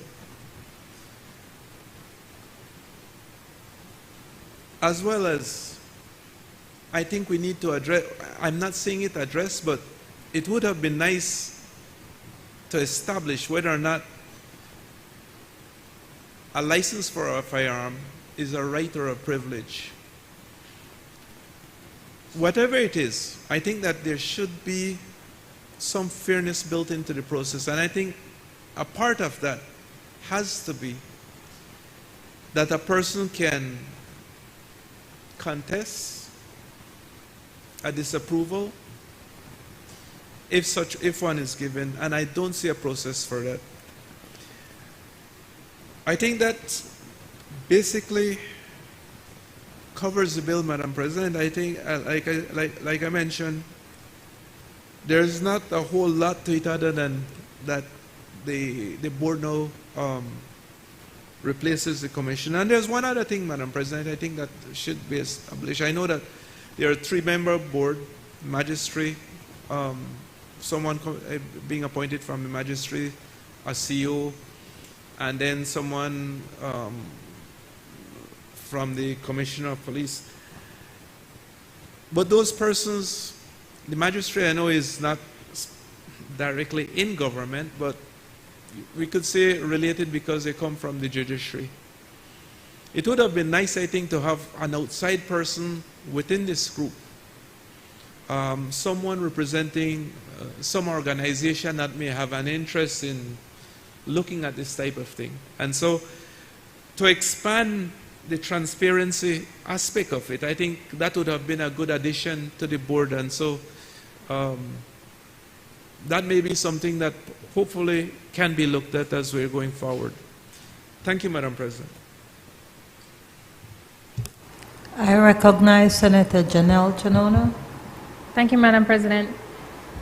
We offer one suggested amendment in aligning with the, I don't know if we would use the fairness aspect, but certainly the accountability aspect. I will share that we were at a public function and there was an icebreaker, and you were given 2 envelopes, and the first envelope says, you find an envelope of money on the windshield of your car in the parking lot. What do you do? put it in your car or you give it to the security booth. So you filled out your response, and then you open the second envelope. You find an envelope on the windshield of your car, but there's a security camera that has you in its gaze. All of a sudden, certain people that chose one way, like putting it in the car, chose differently. We therefore suggest that there be some mechanism for accountability and transparency in making sure that whoever is making these decisions, be it the minister, be it the board, be it the commissioner of police, that be subject to public scrutiny, so that it does not have to take an incident of violence like murder or otherwise to find out that one person has 9 licensed weapons or otherwise. It should be that we know who is licensed to carry, who is not licensed to carry, and that should add a level of accountability so that whoever is making decisions know that there is that accountability to come. Thank you. I recognize Senator Bevin Carr. Good morning, Madam President. Madam President, coming from the rural communities of Belize, we have a lot of farmers, and they raised a lot of, well, some issues when it comes to this bill, because they thought that in Section 5, subsection 5, every renewal requires a certificate from a firearms instructor, Madam President. But in subsection 6, it's clear also that, and I will read it just for clarity, Madam President, so that our farmers really know that they won't need that certificate from the instructor. And I'll read it, Madam President. So in section 5, subsection 6, it states, notwithstanding subsection 5, a person applying for the renewal of a farm gun license is exempt from providing a certificate of competence at the time of renewal, Madam President. So I think this is important for us to have our farmers informed that this bill won't really affect them, Madam President. Thank you.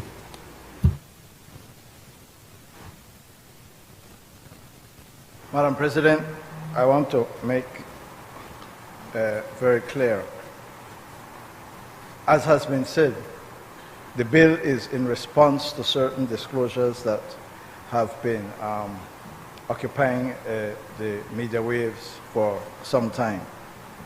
And so the purpose of the legislation is to remove a single person from having extensive powers in licensing and revoking firearms, and to create a board and to have that board address those issues. And that is why the bill has very limited scope. It was not intended to address the issues raised by Senator Perifit and I believe Senator Herrera, meaning putting in an appeal procedure, etc., and the other sections that Senator Perifit, I believe you referred to 344273 that were not amended. When and if the Firearms Act in its entirety will be reviewed and revised, those are comments which I think may be legitimate and can be taken on board. This bill is designed at this stage to address a problem, and that is what the government would like to have passed, removing the power from the commissioner and giving it to the board. I would commend the bill to senators on that basis, that the concerns raised are legitimate, but go beyond the scope of what government was intending to do at this stage. I ask that the question be put.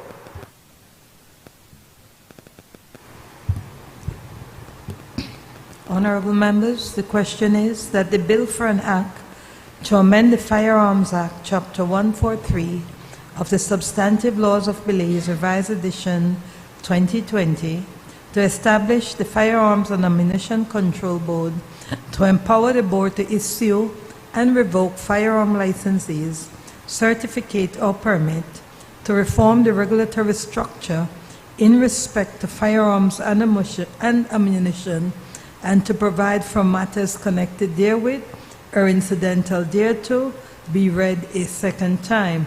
All those in favor, kindly say aye. Aye. Those against, kindly say no. The ayes have it. Bill for an act to amend the Firearms Act, Chapter 143 of the Substantive Laws of Belize, Revised Edition 2020, to establish the Firearms and Ammunition Control Board, to empower the board to issue and revoke firearm licenses, certificate, or permit, to reform the regulatory structure in respect to firearms and ammunition, and to provide for matters connected therewith or incidental thereto. I recognize the Leader of Government Business. Madam President, I rise to move the second reading of a bill for an act to make provisions for trade licensing, to repeal the Trade Licensing Act, Chapter 66 of the Substantive Laws of Belize, Revised Edition 2020, and to provide for matters connected therewith or incidental thereto. I recognize Senator Beverly Williams. Thank you, Madam President. This is not the first time I am seeing this bill, Madam President. This bill was sent back to the Ministerial Labor and Local Government because of its very onerous nature. This bill, Madam President, is a true representation of the Creole proverbs. You pick till you pick pork knuckle. As Senator Perifeet keeps saying, you pick up everything that was there before. And you pick up this one, and I'm certain that even if they read it, then I know I will be scolded by Senator Courtney. They never read it. I am pretty certain. Nothing is creative, nothing is innovative about it. It was in the Prime Minister's presentation on the budget, Madam President, that he said there's no taxes in this one. Well, what is this, Madam President, if it's not a tax? A tax on the poor people with the already high cost of living. When you resort to taxing the peddlers, then you know something is very, very wrong. All the peddlers will do is to add that tax onto their cost, and the cost of living keeps going up. Panares gone up when I bite last week. I couldn't share it. But, Madam President, within the concept of taxation, it is always there where some levels of exemptions are provided. Some categories, because when you look at the peddlers and you look at the small man, it is very burdensome on any administration to manage that. So, Madam President, it is the peddlers who sell today so they can eat tomorrow. If we go directly to the Act, Madam President, Section 3, it says to allow the local authority to regulate the conduct of trade in its respective jurisdiction. And then switch all the way to Section 45. And I know my colleague here will enjoy this one. It says that the local authority will regulate, but in 45 it says the minister may make rules regulating and prescribing the procedure on appeals. There's the appeal, but it is for the minister. Okay? And then, moving along, Madam President, Section 410 of the Act, Section 7.6. And for completeness, Section 410 says the Rural Development Officer shall be the clerk of the Trade Licensing Board. And then Section 7.6, the Village Administrator shall be the clerk of the Trade Licensing Board. Now, Madam President, experience tells me Village Administrator, who is that? We know the loopholes that are there, that were there, and this makes no provision to cover those loopholes. There's no structure. It seems that we're expanding the revenue stream, creating more revenue for the town councils and the village councils, but there are no structures to say how they will manage this money. We know, and I know from experience, that monies are not being managed properly at the village council and even at the town and city council level. And so I see nothing in the act that says that these structures will be put in place after you having expanded the revenue stream and again a tax on the people of Belize. Madam President, if you permit me, I will look at section 18. It says again, 18.3, the annual license fee shall be paid to the local authority for municipal areas and Treasury Department for the rural licensing districts. Again, Madam President, experience tells me when the village councils looking for their money, you go to the Treasury, and the Treasury say, go and find your receipts and bring it, and then I can put it together and I can then send it to rural development to afford you your money. I see no new structure to fill that loophole. Again, we just pick up something and never read it. Section 19 again, they never read it, Madam President. Section 19, it says, the annual license fee payable in respect of carrying on a trade shall be determined in accordance with the trade matrix declared under Section 22. Let's read Section 22.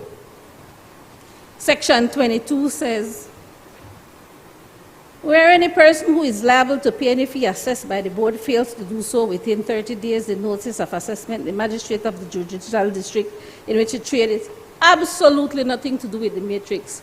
I'm quoting the wrong section, Madam President. So they never read it. It should be, if we look on it, maybe I shouldn't say which section it should be, right? No, it should be Section 20. But here it's saying Section 22. Which section now? Section 19 is saying it shall be in accordance with the trade matrix in 22, but 22 is not talking about trade matrix at all. Right?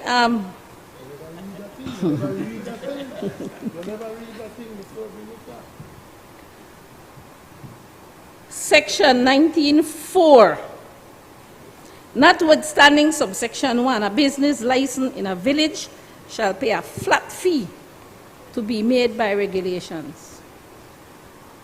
This bill, Madam President, is speaking directly to the Kikaka Village Council, and I believe it's also being piloted in the Kayo district. A flat fee. And I don't want Kikaka to think I'm targeting them, but even in the Kayo district. So this flat fee will go to these high-rise hotels that we see in Kikaka. And the peddlers on the ground will pay the same fee that they pay. That's what it says. There shall be a flat fee.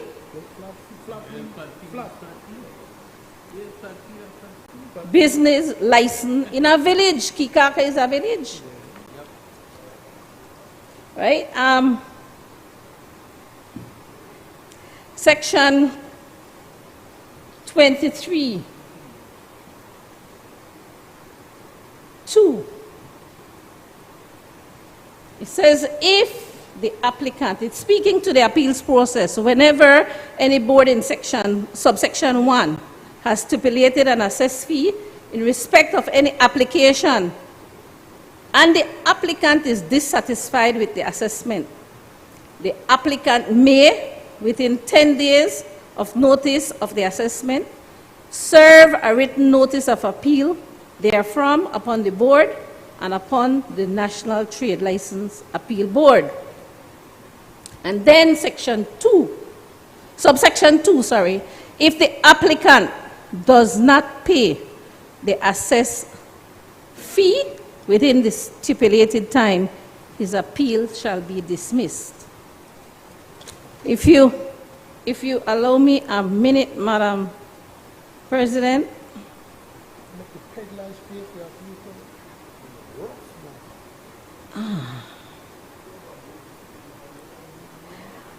The bottom line is, Madam President, that this has been ruled in the court.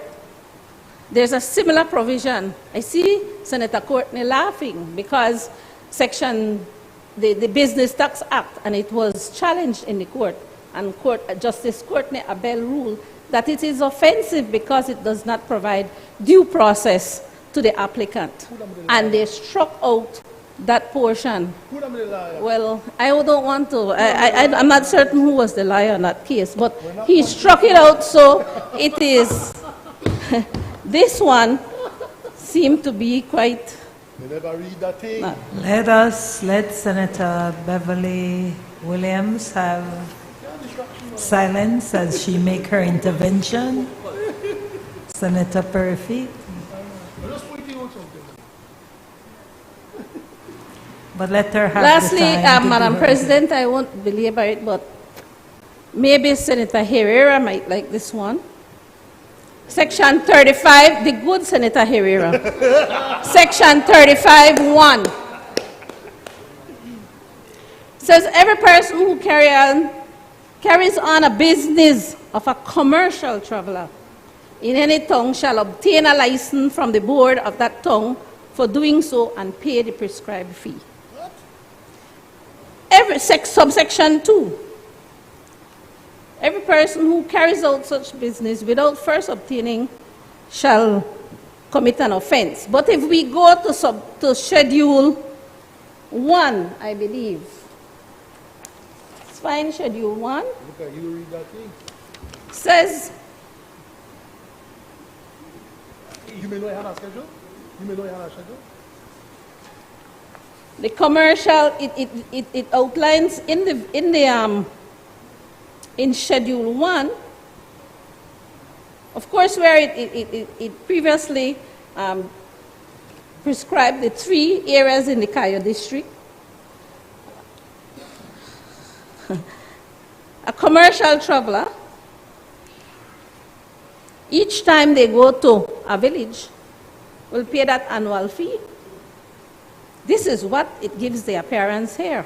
So we would need clarification. A distributor goes to Armenia, to Kamalote, to Cotton Tree, to St. Matthew's Village, to Tea Kettle. So, again, those businesses will pay the prescribed fee in each village. This is what it is saying here.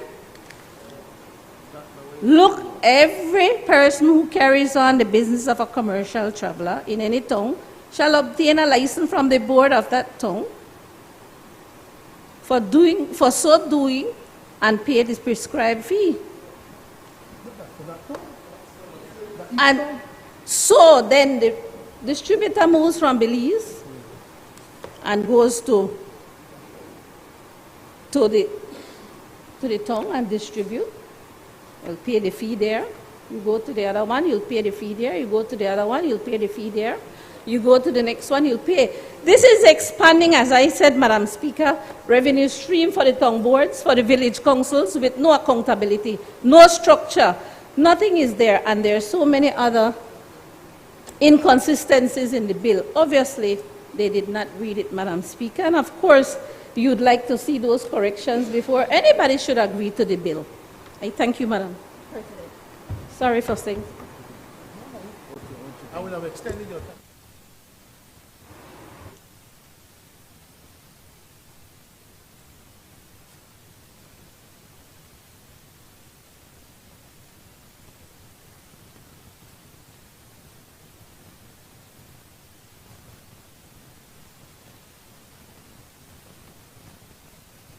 I recognize Senator Kevin Herrera.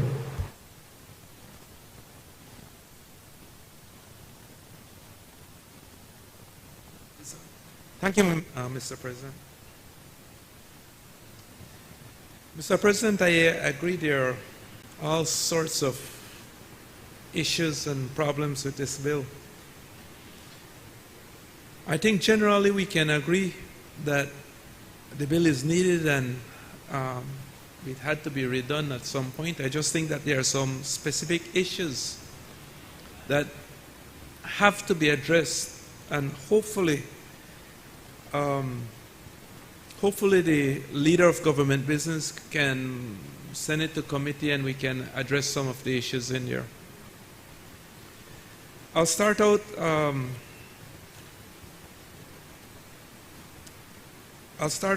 on page 5 of the bill, Mr. President, and I'll go to the definition of productive footprint.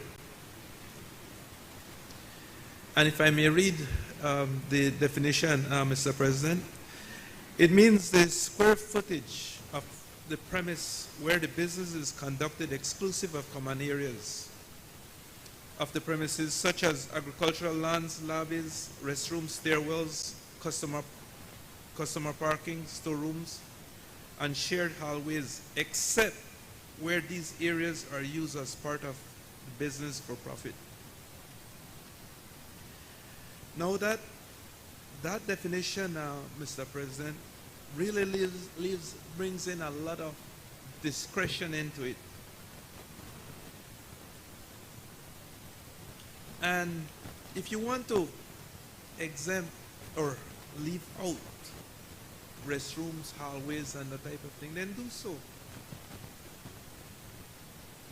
Because it doesn't give any type of guidelines in terms of when those would be included in terms of the calculation of the fee or when it will not. And this is, of course, is related to section, let me see, section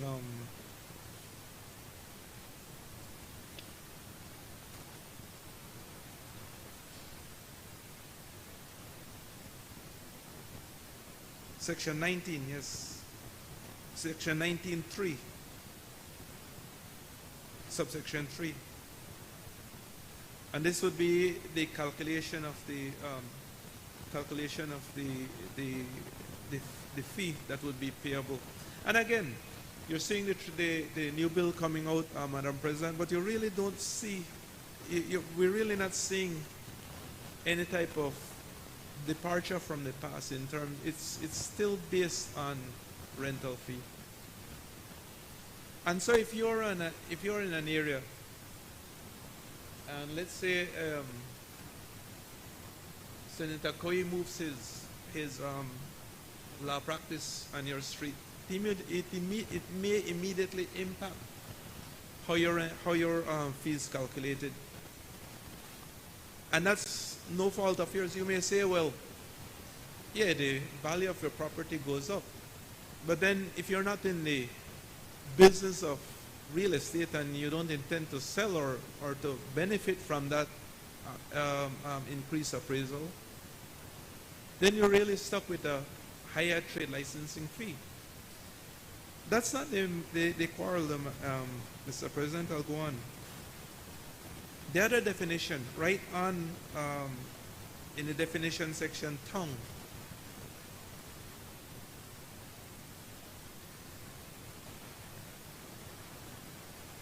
Tongue means, in C, any village declared under the Village Council Act. This doesn't make a whole lot of sense to me.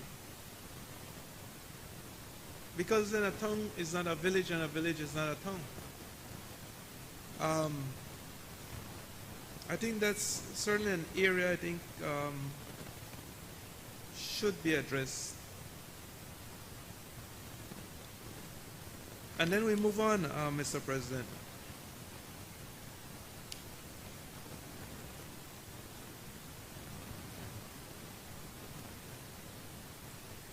To section 6 of the bill. And we're looking at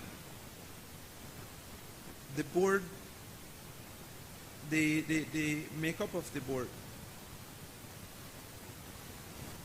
And there are 5 representatives on that board, and I won't list each of them, but you're looking at the mayor, such as the mayor, a member of the council, which are ex officio, and 3 other members.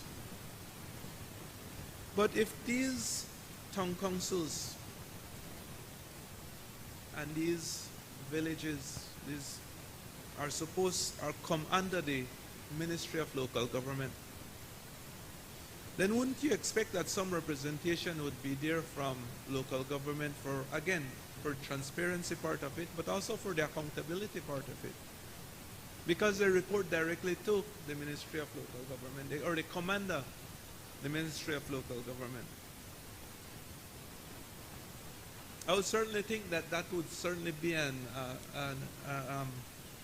improvement to what is here in terms of the persons who are appointed on that board.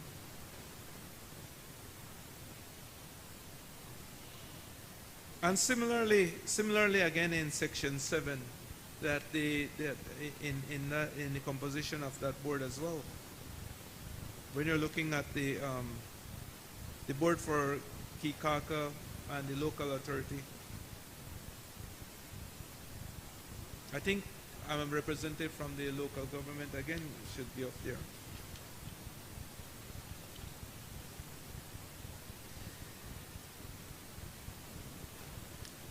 Now, Mr. President, in section, and I want to go over this because I think this is a huge issue. Section 9,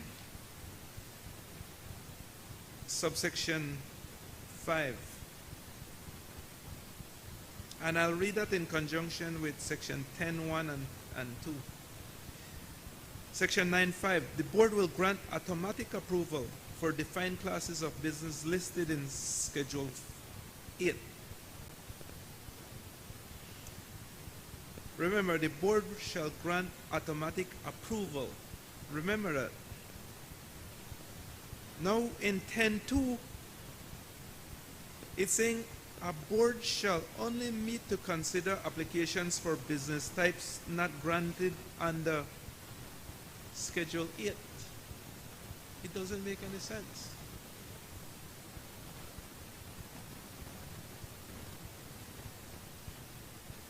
Because, well, firstly, in 9.5, if it's an automatic approval,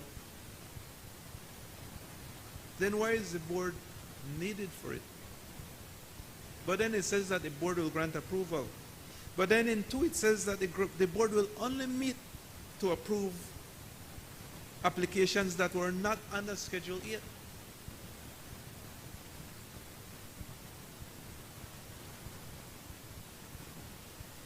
And so that seems to be, so if the board shall approve Schedule 8, but they won't meet to approve Schedule 8, how will they be approved?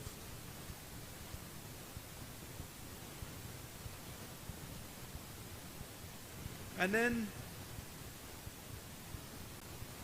in 10.1, again, the board meets quarterly.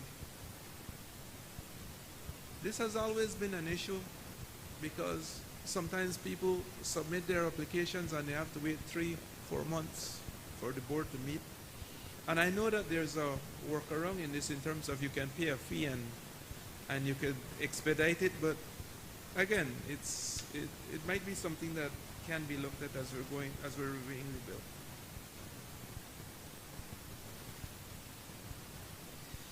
And then we go on, Mr. President.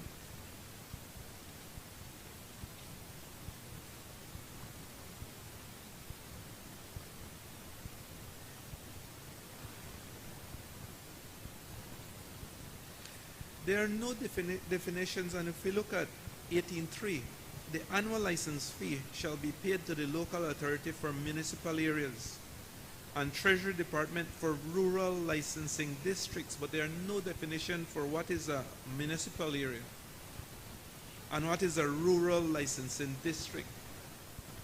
So there's a vagueness here, and again, I think that these bills should be written in a way where people can pick them up, read them, and understand. An ordinary person. But there are no definitions for these 2 areas.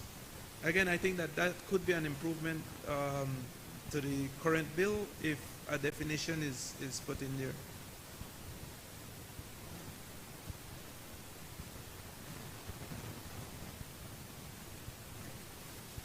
I think I had addressed 19 with the fee payable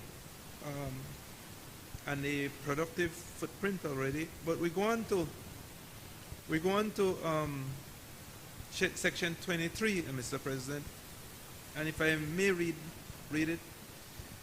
Whenever any board has stipulated an assessed fee in respect of any application and the applicant is dissatisfied with the assessment, the applicant may, within 10 days of notice of the assessment, serve a written notice of appeal therefrom upon the board and upon the National Trade Licensing Board. If the applicant does not first pay the assessed fee within the stipulated time, his appeal shall be dismissed. Again, there were, I think Senator Castillo mentioned, and it's true,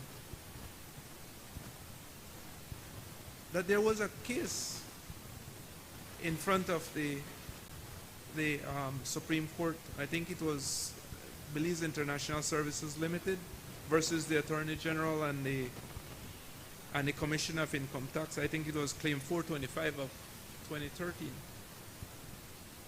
And it sought to address the same issue and whether or not me having to pay a fee that I don't agree with and I'm contesting, I have to pay it before I can qualify to appeal. And the question in that case was whether or not that's a contravention of the fundamental rights afforded under sections 6 and 17 of the Constitution to due process of law and protection against unlawful deprivation of property. Now, in that case, Mr. President, the court said that it was the assessment was unlawful, so they didn't really get to the constitutional aspect of it.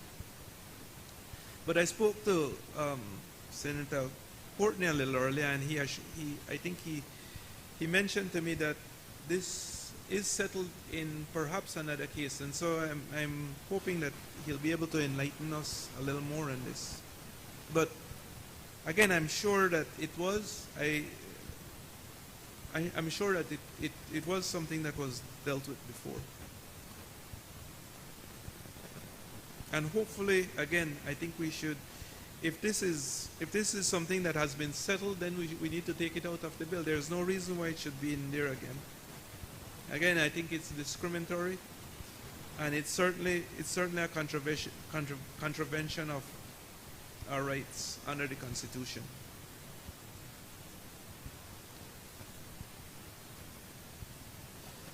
One of the things we're seeing in this bill, Mr. President, is when members are selected for these boards, nowhere in these bills I'm seeing where it's saying that the organization will nominate a person to be appointed on these boards. It's always that the minister will appoint. And so they'll select a representative of a registered business organization. But it doesn't state which business organization, and there are several boards that are mentioned in the bill. I think it's very vague. I think it's open for the minister to select his favorite representative from a business organization, a realtor, or evaluators, or one of his favorites from the justices of the peace.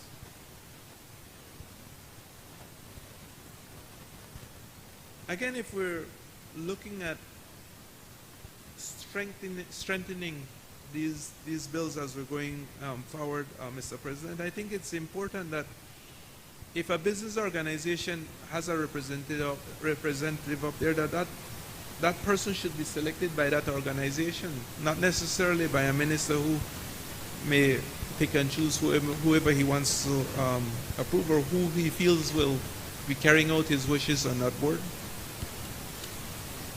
especially when it's an oversight board. The next point I wanted to raise, Mr. President, is similar to Schedule 2, and where there's an application for license for new trade. I believe that there should be a schedule where someone should be able to cancel should request cancellation of their trade license, simply because if this is not done in a timely way and the assessments are done, then it imposes a liability on that person until they can fix that process. To me, it would certainly facilitate. It would certainly facilitate cancellation so that you don't get into that type of problem with the city or town councils.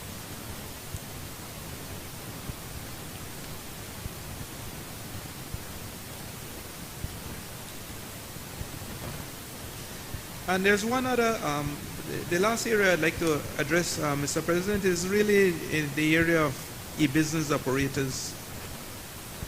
Who is an e-business operator? I mean, we see all these businesses operating on social media, and some are regular, some that's their business, but then some people go up there very periodically to sell an item that they may have, that they may not have any use of, or they want to get some extra cash or something. Would those be considered an e-business, and would they need to be registered?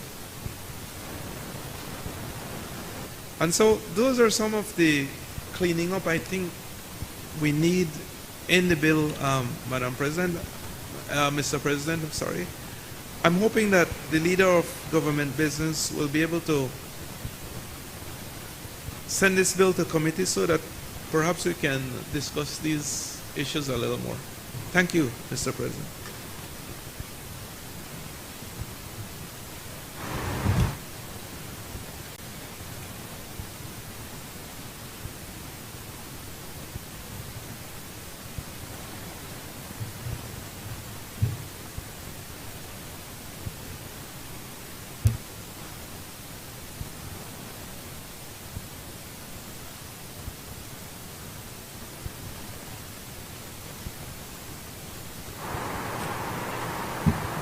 Madam President, I will be brief.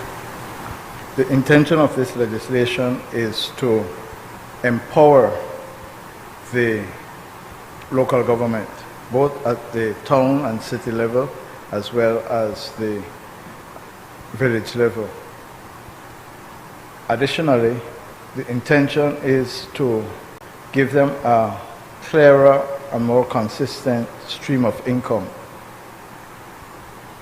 This is a commitment that was made by the government in Plan Belize. It is clear that there are a number of errors, sections that are cited that need to be corrected. Senator Herrera and Senator Williams raised some issues of policy which can possibly be looked at and considered. And therefore, Madam President, we on this side have agreed that the bill should remain in committee for consideration and possibly amendment before the question is put. And therefore, Madam President, I ask that the bill be kept in committee, sent to committee.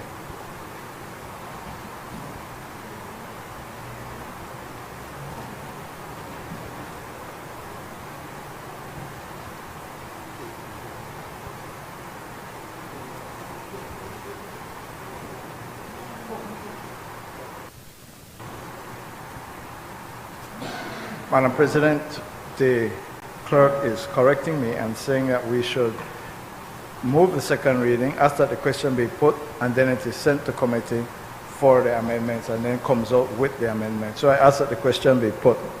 Yeah. Honorable members, the question is that the bill for an act to make provision for trade licensing, to repeal the Trade Licensing Act, Chapter 66 of the Substantive Laws of Belize, Revised Edition 2020, and to provide for matters connected therewith or incidental thereto, be read a second time. All those in favor, kindly say aye. Aye. Those against, kindly say no. The ayes have it. Bill for an act to make provision for trade licensing, to repeal the Trade Licensing Act, Chapter 66 of the Substantive Laws of Belize, Revised Edition 2020, and to provide for matters connected therewith or incidental thereto.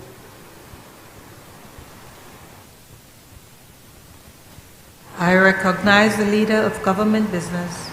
Madam President, I rise to move a second reading of a bill for an act to amend the Fiscal Incentives Act, number 4 of 2023, to replace the definition of MSME and to provide for matters connected therewith or incidental thereto. Madam President, this amendment is ordered to bring the definition of MSME in line with certain international best practices for access to loans and other grants. MSMEs need to have, the definition needs to be consistent with what is used in international financial organizations, multilateral banks, and so on. So we're just amending the definition to make it consistent in order to allow MSMEs to access finance. I recognize Senator Kevin Herrera. I'll be very brief on this, Madam President. While I support the bill, Madam President, I just think that there needs to be a clarification. If you look at Section 3 of the bill, it's really extending the amnesty period. It's really extending the amnesty period from July 31st to October 31st, 2024. My question is, for those who fell or didn't meet the July 31st deadline, there seems to be a gap between July 31st and October 31st. And so what happens to those persons who may have been affected within that period of time? I think a clarification in that area would be very helpful. Thank you, Madam.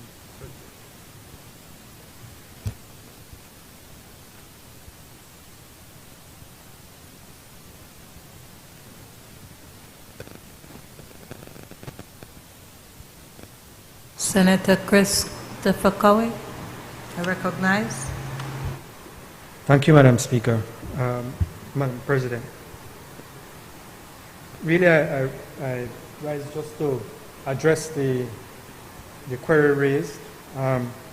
Maybe I'm not understanding it clearly enough, but this in effect has a retroactive effect because the cutoff was July 31st, or is July 31st currently, where you can, or you could have gained the benefits provided for under the Act.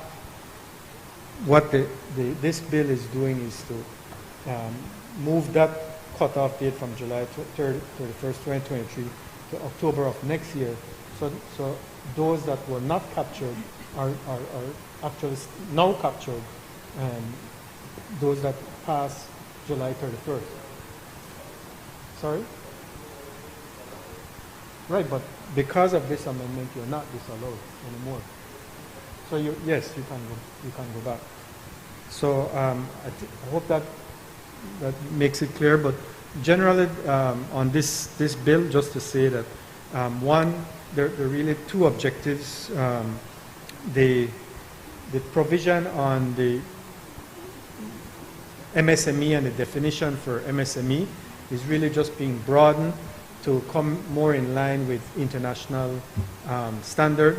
What that actually will do is to support the DFC in its access to financing for MSMEs, which they were procured from the IDB. It was about 15 million US a couple of years ago, and there are limitations based on the current definition of MSME. So it will broaden that a bit. And then in terms of that second provision, this actually was something that was raised by the business community. We had meetings with the chamber in particular, but broader than that, for us to expand this amnesty, it's seen as a very positive action to enable small business to formalize, become part of the formal sector, pay their taxes, and operate in a legal format. However, the timeline, with the deadline being July 31st, was seen as being too tight, and so we didn't have enough awareness of an awareness campaign. The chamber has offered to participate with the government to help educate and bring more people aware so that they can participate and become formalized. Thank you. President, I ask that the question be put. Honorable members, the question is that the bill for an act to amend the Fiscal Incentives Act number 4 of 2023 to replace the definition of MSME and to provide for matters connected therewith or incidental thereto be read a second time. All those in favor, kindly say aye. Aye. Those against, kindly say no. The ayes have it. Bill for an act to amend the Fiscal Incentives Act, Act number 4 of 2023, to replace the definition of MSME and to provide for matters connected therewith or incidental thereto. I recognize the Leader of Government Business. Madam President, I rise to move a second reading of an act to amend the Referendum Act, Chapter 10 of the Substantive Laws of Belize, Revised Edition 2020, to expand the circumstances in which a referendum shall be held and to provide for matters connected therewith or incidental thereto. Madam President, this bill seeks to implement an undertaking given to Oceania to give them government's assurance and now legislative assurance that there will be a referendum before there is any type of activity related to oil exploration or extraction in the maritime space of Belize. I recognize Senator Janelle Chanona.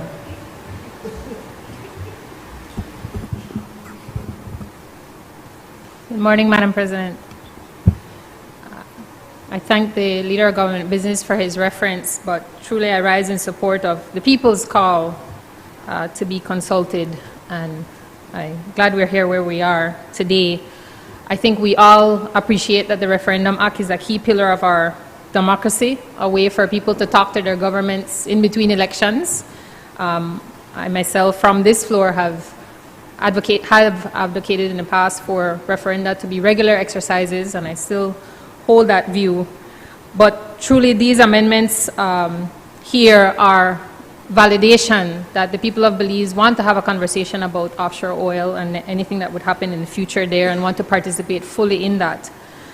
So I really want to begin by thanking everyone who signed the petition. 22,090 registered voters signed that petition, and truly we are here because they stood up to be counted on this. So it's really and truly, and I know men, women, and youth are in that population of people, but also to underscore that it was a call, a demand, an urging throughout, repeated and reiterated, that this want for involvement is there, and I am happy that that was heard, as the Minister in presenting this to the House said, message received, and that it has been respected. And I think that is a sign of leadership, and we certainly will do our part to make sure that it will be promoted as an opportunity for an example for others to follow, and truly setting precedent in a way that I think is appropriate.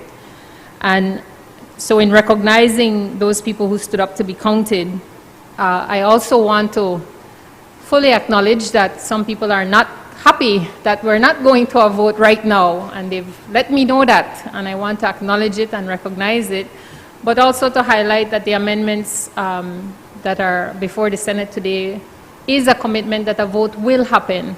And so I also take this opportunity for to remind everyone that when that vote happens, if the government would want to do anything in the future with offshore oil, that they need to participate as well for that. But it also reminds me that while the previous exercise that was called the People's Referendum was unofficial, that this vote will in fact be the official People's Referendum if it were to pass, and I think that's an appropriate language that we can advocate jointly on. And I thank all the allies that have supported the effort throughout. But also in very practical terms to say that I don't think, while there's a dispute and none of us wanted to capitulate on our respective legal positions, that it is really and truly that we were able to, as again communicated, talk to each other about this and make sure that in terms of supporting the commitment of the government of the day, not to, as the amendment says, expressly or impliedly repeal without the consent of the people of Belize. I think that is, again, to be commended. And certainly I think that I don't see how, because again it has been expressed to me, how what happened here can set any precedent for any future petitions being handled in this way. And I want to personally promote to anyone feeling that way that I don't think that would be to anyone's benefit, certainly not any government to handle petitions that way, because I think it would send a negative message, certainly in terms of, again, this conversation that I believe should be free-flowing between peoples and their elected representatives. So I would like to denounce that thought, and anyone that would be feeling that way, that this does not set a precedent, but certainly, as I said, it is in respect to the call for consultation. And I also want to take this opportunity, as we had discussed earlier, to again commend the Ministerial administration for taking on the constitutional reform exercise. And similarly, in terms of this, in respect of the demand to be consulted, that exercise is one of the most important ways that Belizeans can participate in being consulted in a very important, perhaps once in a lifetime exercise. And I really want to support all those who are encouraging full participation of Belizean men, women, our young youth parliamentarians are leading the charge, but certainly youth overall are also participating. But just really and truly to wholeheartedly encourage all Belizeans to see that opportunity for what it is and to embrace that opportunity fully for their meaningful consultation and participation. Thank you.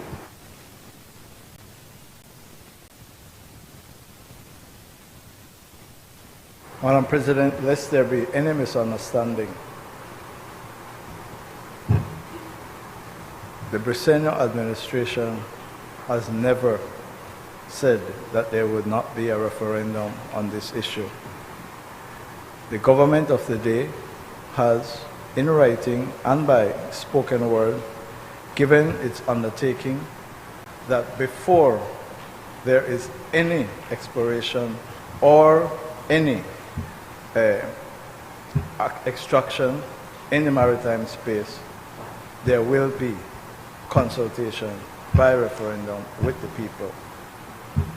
Madam President, this reminds me of something that a judge would say occasionally. You're pushing against and pushing very hard against an open door. The law, as Senator Perifit alluded to just now, prevents any exploration or extraction in the maritime space. That's what the law is at the moment. There has not been any request or application by anyone to do any maritime exploration. The Ministerial administration has said, in compliance with the law, that it will not grant any license for this to be done. So, the fact that Oceania wants a referendum on this issue and possibly an amendment to the Constitution to prohibit that type of activity in the maritime space. Those things will be dealt with as part of the consultation process on the People's Constitutional Commission. So, just to be clear, there is no dispute between the government of Belize and Oceania on protecting the maritime space of Belize from oil exploration and extraction unless and until the people of Belize say something different. Madam President, I ask that the question be put. Honorable members, the question is that the bill for an act to amend the Referendum Act, Chapter 10 of the Substantive Laws of Belize, Revised Edition 2020, to expand the circumstances in which a referendum shall be held and to provide for matters connected therewith or incidental thereto, be read a second time. All those in favor, kindly say aye. Those against, kindly say no. The ayes have it. Bill for an act to amend the Referendum Act, Chapter 10 of the Substantive Laws of Belize, Revised Edition 2020, to expand the circumstances in which a referendum shall be held and to provide for matters connected therewith or incidental thereto. Committee of the Whole Senate on Bills and Motions. Before we proceed with the Committee of the Whole Senate on Bills and Motion, I recognize Senator representing the National Trade Union Congress, who made a request to speak, Honorable Senator Luis Luke Martinez. Thank you very much, Madam President. Before I go into this matter, Madam President, I'd just like to state that the National Trade Union Congress stands with the government of Belize in calling for peace between Israel and Palestine. I also want to take this opportunity, Madam President, to recognize our future leaders in the gallery and that they take these assignments very seriously and that they're taking notes. Madam President, in accordance with the standing orders, Madam President, we rise to speak on a matter of urgent and national importance. And our concern, not only today but for a while, is the Occupational Health and Safety Bill that needs to be enacted now.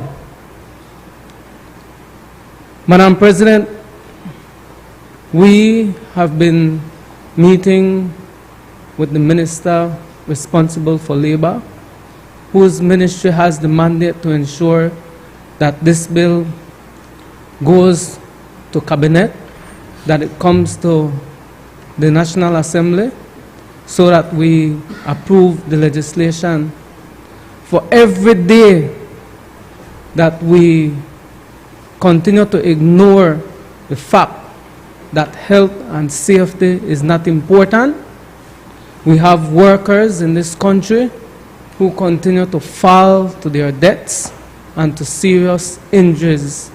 Madam President, we met with the Prime Minister a few months ago, and he has given us his commitment that in September this government would have tabled the OSH. Madam President, we are in October. A life was lost a day ago. Someone is in hospital right now, Madam President, because of negligence at the workplace. Sorry cannot bring back a life. Meaningless compensation cannot bring back a life, Madam President. But if we ensure that there is safety in the workplace, we will save lives. I must for the record state, Madam President, that the National Trade Union Congress and Chamber, we have been working, in fact we have worked tirelessly on the bill, both the BCCI and NTUCB. As a matter of fact, we've included the Ministry of Labor, a representative from the Ministry of Labor, which means that we had tripartite representation During that exercise, Madam President, we jointly wrote to the Minister of Labor, BCCI, and NTUCB in December to explain to the Minister that, look, this is what we have worked on, this is our conclusion, and we're hoping that we'll be able to get this bill enacted. It took the Minister 6 months to respond to us, to tell us that they have sought legal advice and they will have to go through a whole new process. While it took him 6 months, Madam President, we have workers who died. After that 6 months, it took him another 3 months to say, okay, let's sit down and let's discuss how we could advance this legislation. The Minister has given us now a 2 months commitment that will see the bill advance from his ministry to Cabinet and then to the National Assembly.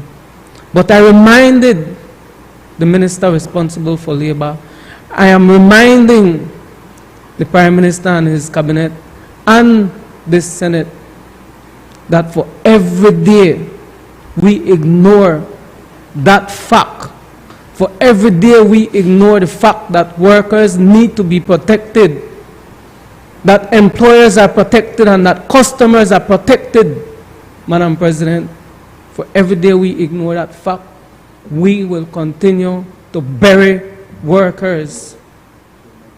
We will continue to have workers hospitalized. So for God's sake, let's rush the OSH. Thank you very much, Madam President.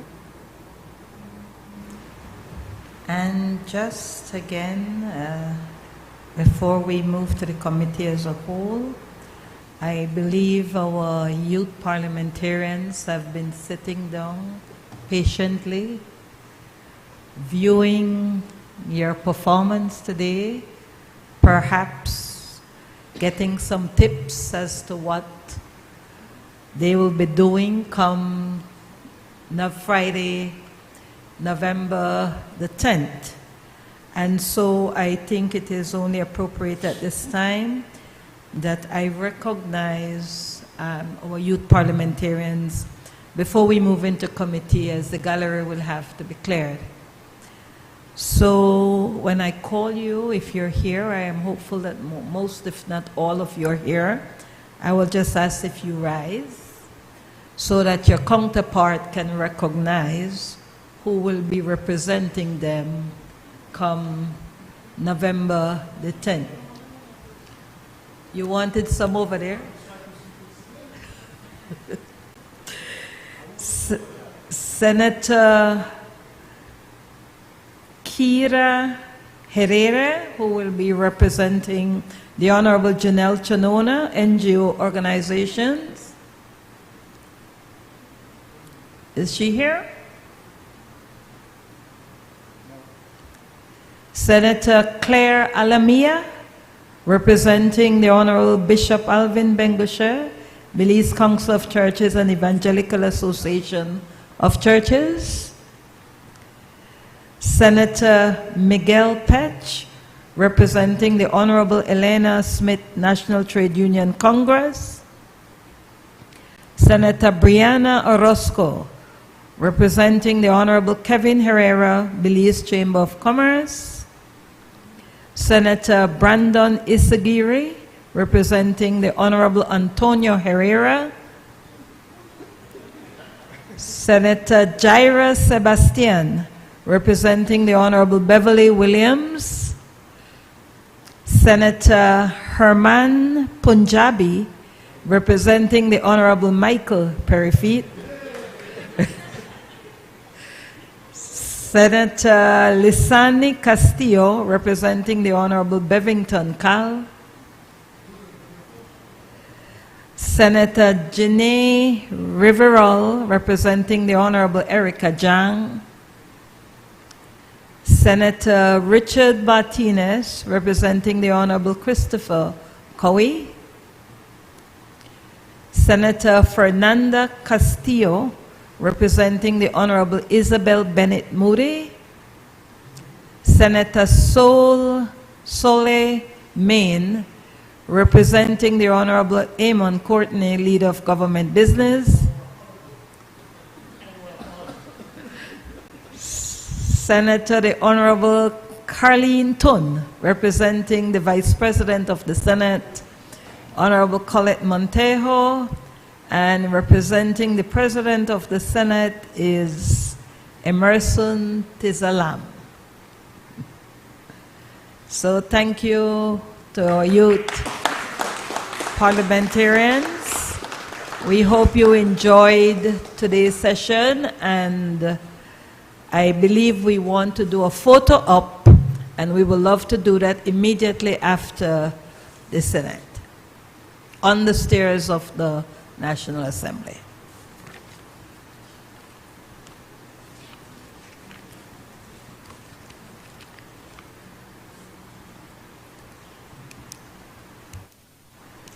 Honorable members, in accordance with Standing Order 68A, the Senate will now resolve itself into the Constitution and Foreign Affairs Committee, a committee of the whole Senate, to consider the motions referred to it, and thereafter, in accordance with Standing Order 54, the committee of the whole Senate to consider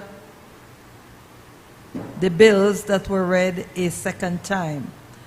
Honorable members, I will now take the chair as the chairperson of the Constitution and Foreign Affairs Committee, and then as the chairperson of the Committee of the whole Senate.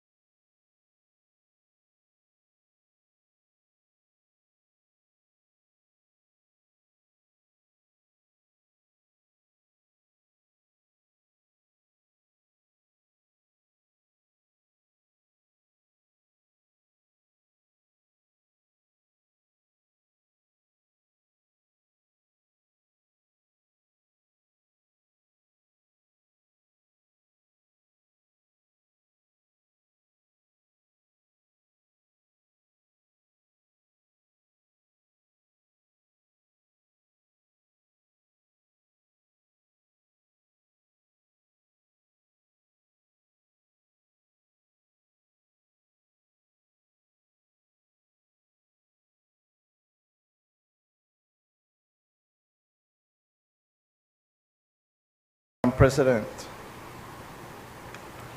the Constitution and Foreign Affairs Committee has met and considered the resolution authorizing the accession by Belize to the agreement establishing the Caribbean Customs Organization and on mutual administrative assistance in customs matters, motion 2023, and has considered the resolution authorizing the ratification of the agreement on the return or sharing of recovered assets, motion 2023, and has agreed that they both be returned to the Senate for adoption.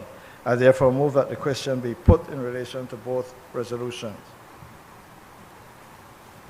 Honorable members, the question is, now therefore be it resolved that this Honorable Senate authorizes the government of Belize to accede to the agreement establishing the Caribbean Customs Organization and on mutual administrative assistance in custom matters, a full text of which is here to annex, and therefore be it resolved that this Honorable Senate, having examined the said agreement, that agreement being the resolution authorizing the ratification of the agreement on the return or sharing of recovered assets, motion 2023, authorizes the government of Belize to ratify the agreement on the return or sharing of recovered assets, the full text of which is here to annex. All those in favor, kindly say aye. Aye. Those against, kindly say no. The ayes have it.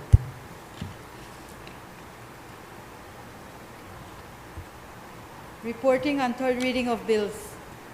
I recognize the Leader of Government Business. Madam President, I rise to report that the Committee of the Whole Senate has considered the Firearms Amendment Bill 2023, the Fiscal Incentives Amendment Bill 2023, and the Referendum Amendment Bill 2023, and passed them without amendment. I therefore move that the bills be read a third time. Honorable members, the question is that the bill for an act to amend the Firearms Act, Chapter 143 of the Substantive Laws of Belize, Revised Edition 2020, to establish the Firearms and Ammunition Control Board to empower the Bureau to issue and revoke firearm license, certificate, or permit, to reform the regulatory structure in respect to firearms and ammunition, and to provide for matters connected therewith or incidental thereto. That an act that the bill for an act to amend the Fiscal Incentives Act, Act Number 4 of 2023, to replace the definition of MSME and to provide for matters connected therewith or incidental thereto. That the bill for an act to amend the Referendum Act, Chapter 10 of the Substantive Laws of Belize, Revised Edition 2020, to expand the circumstances in which a referendum shall be held and to provide for matters connected therewith or incidental thereto, all be read a third time. All those in favor, kindly say aye. Aye. Those against, kindly say no. The ayes have it. Bill for an act to amend the Firearms Act, Chapter 143 of the Substantive Laws of Belize, Revised Edition 2020.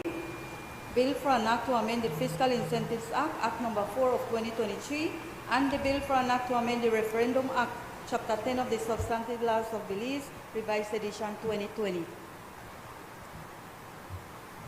I recognize the Leader of Government Business. Madam President, I move that the Senate do now adjourn. Honorable members, the question is that the Senate do now adjourn. All those in favor, kindly say aye. Aye. Those against, kindly say no. The ayes have it. The Senate now stands adjourned.